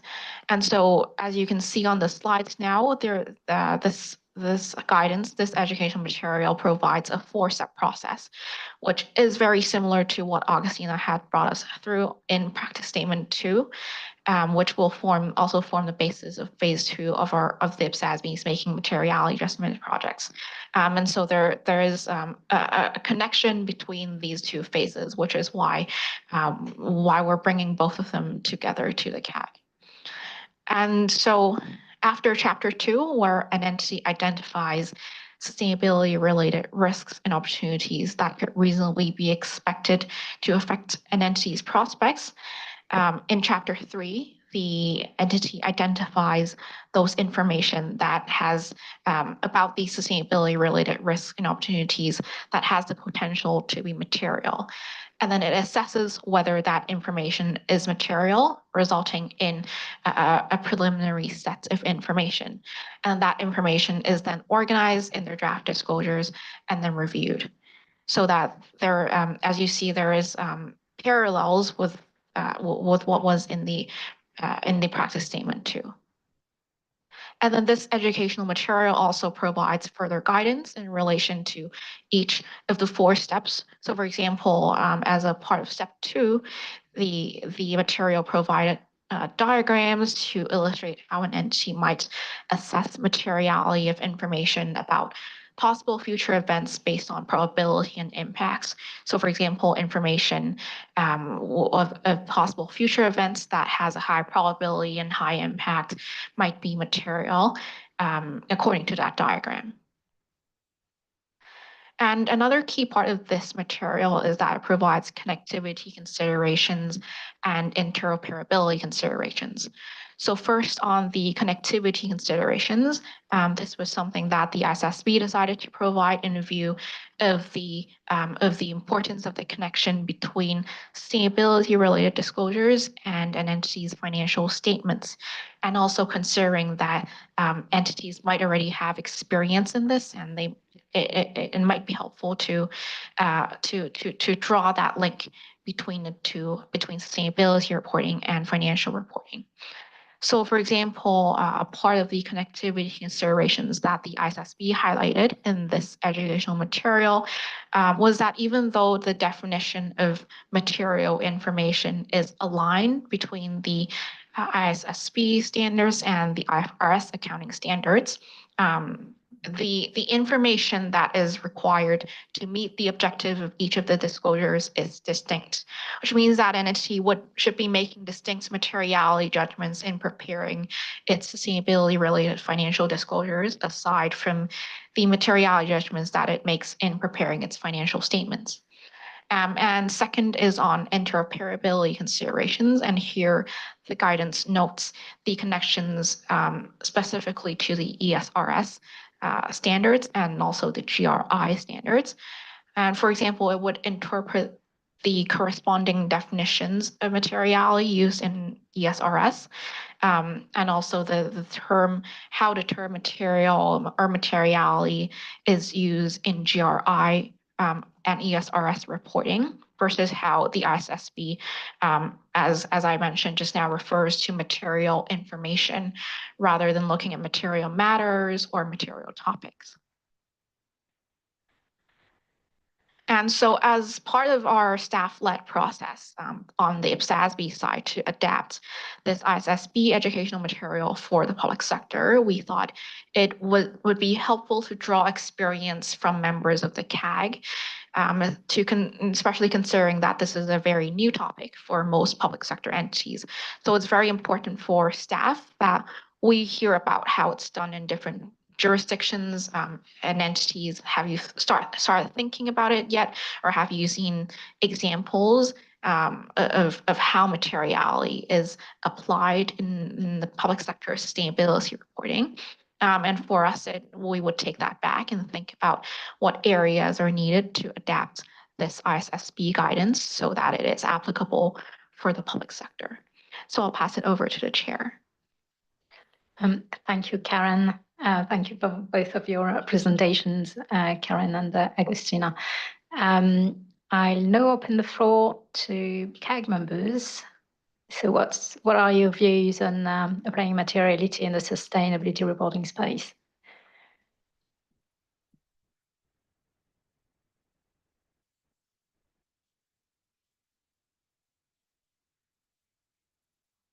Dina, go ahead. I wanted to wait not to be the first one. So thank you, Karen, so much for the presentation. I would say for sustainability reporting, to have an example of implementation in that state would be difficult, because still that we will be starting, and in the December, I think it will be published and the entities will be starting to apply it. But one thing to think about is the sensitivity and confidentiality. So specifically when it comes to the public sector, for them to go and announce and disclose about sensitive information or confidential information, such as a project that they are doing within the space, or when it comes to technology or a new technology that is being used, this information is a bit sensitive to be disclosed. So from our jurisdiction, they look at a risk more than an opportunity, take into consideration that once the standards come into place, they will have to disclose it. So my recommendation is to address this confidentiality and sensitivity angle by following a qualitative or aggregated disclosures. Materiality should not force disclosures of sensitive details, but should ensure accountability through narrative reporting. So just like support them what should be disclosed and how it should be, by providing examples, take that into consideration, that will allow them to actually not feel the risk and take it as an opportunity to disclose what they have in a good way. Thank you. Thank you, Dina. Agnieszka? Thank you, Fabienne. I'm not sure whether that comment will be helpful. It's for sure not based on practical implementation. It's more of a conceptual, let's say, nature, and based also on the private sector sustainability reporting within the European Union. So for me, the most important differentiation between assessing materiality in financial reporting as compared to sustainability reporting is this general issue, because in financial reporting, we more or less have the boundaries of what we are going to report. If we talk and if we assess materiality, that's in practice, mainly in the context of specific transaction, whether we should disclose specific information about that transaction, about certain group of assets and so on. That's a little bit different not a little bit, it's different in the area of sustainability reporting, because like in the private sector, first of all, the entity has to assess this double materiality. I refer to the EU context, but in the future, I can expect that the sustainability reporting in the public sector based on IPSAS standard will be also more general, not just climate-related disclosures. So this assessment of the materiality at the beginning, when you define the sustainability reporting boundaries, is very important, and you have to assess which impact, risk, and opportunities are material for you. You have to assess which matters from all of those ESG matters will be important for you. For you as an entity. So I think it's a bit of different role in this aspect. I'm not sure if it's helpful. If it's helpful at that stage. But that was something that seemed very important for me. So thank you. Thank you, Agnieszka. And your comments are always helpful, so don't worry. I'll go to Jesus next. In Costa Rica, the problem with IFRS 1 and 2 is that the indicators are not robust and focus on internal company performance. Therefore, they should look for alternatives, choose the grid, which has indicators focused on external aspect of the public institution. Thank you. Thank you, Jesus. Tiago? Hi. What you've been seeing in Portugal, considering sustainability reporting, when enterprises already are making their financial statement and reporting also information considering the Sustainable Development Goals, SDGs, the materiality is being addressed as in audit processes, considering the impact in some SDGs. For instance, if you are a transport company, you address the impact in SDGs considering, for instance, the volume of fuel or whatever. It's like that, and it goes in double evaluation of impact, both materiality considering the amount of money as well as an impact of climate change. It's like of this, but it's quite dependent on each auditor approach in the reviewing of the reporting. It's like this. It's still beginning, as you can understand, and that's what I was telling before. Maturity analyzed in the auditing process as it used to be done as a percentage of some variables. Thank you, Tiago. Paul, go ahead. Yeah, thanks. As Agnieszka said, it's a bit conceptual at the moment in some respects, and I think summarising fairly quickly, you can cut and paste a lot of what I said in the previous question around users, but some of the feedback and the conversations we've had were that a lot of the granularity when it comes to reporting on sustainability is driven by the stakeholder perspectives. And again, given those different perspectives you might get, not just from primary users, but from the wider ones as well in the public sector, it's going to be a lot harder, I think, to maintain the truly material information that meets the common investor needs in the public sector than it is in the private sector, where you've just got that single focus on investors and the financial impact. So I think it's going to be more challenging, and that's something that we probably need to address in this guidance around how you can try and narrow down to avoid getting 200-300 page reports that are actually no use to anybody. Thank you, Paul. Any other comments from CAG members? I don't think we have anything from in writing. Oh, Helen, go ahead. I really just to echo some of the comments that have been made, but also I guess the MDBs themselves have done most of us have done a materiality study, and I just want to say that we tend to be taking a very narrow view of it based on what standards are available. So we haven't read in a broad brush. So if it's climate, it's climate. Now we're looking at nature, and just to echo what Paul said, I know that particularly the European Investment Bank, when they did a full review of stakeholders, that became very complicated. And it seemed to be a lot of people were much more focused on their jobs because it becomes very personal than maybe looking at the broader ecosystem in terms of a rational way. So it's an interesting exercise to go through. Thank you, Ellen. Paul? Yeah, just one other thought as well in terms of the guidance. I don't know how you're intending to do it, whether you're intending to do an on-operations guidance first and then public policy later.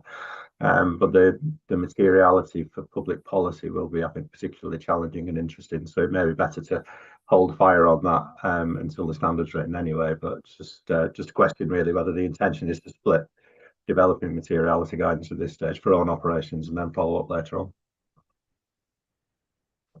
Thank you, Paul. So any final comments?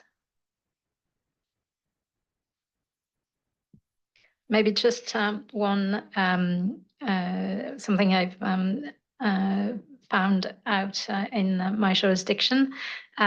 We sort of use guidance based on criteria that are drawn from ISO standards. I don't know if that's something you've heard of.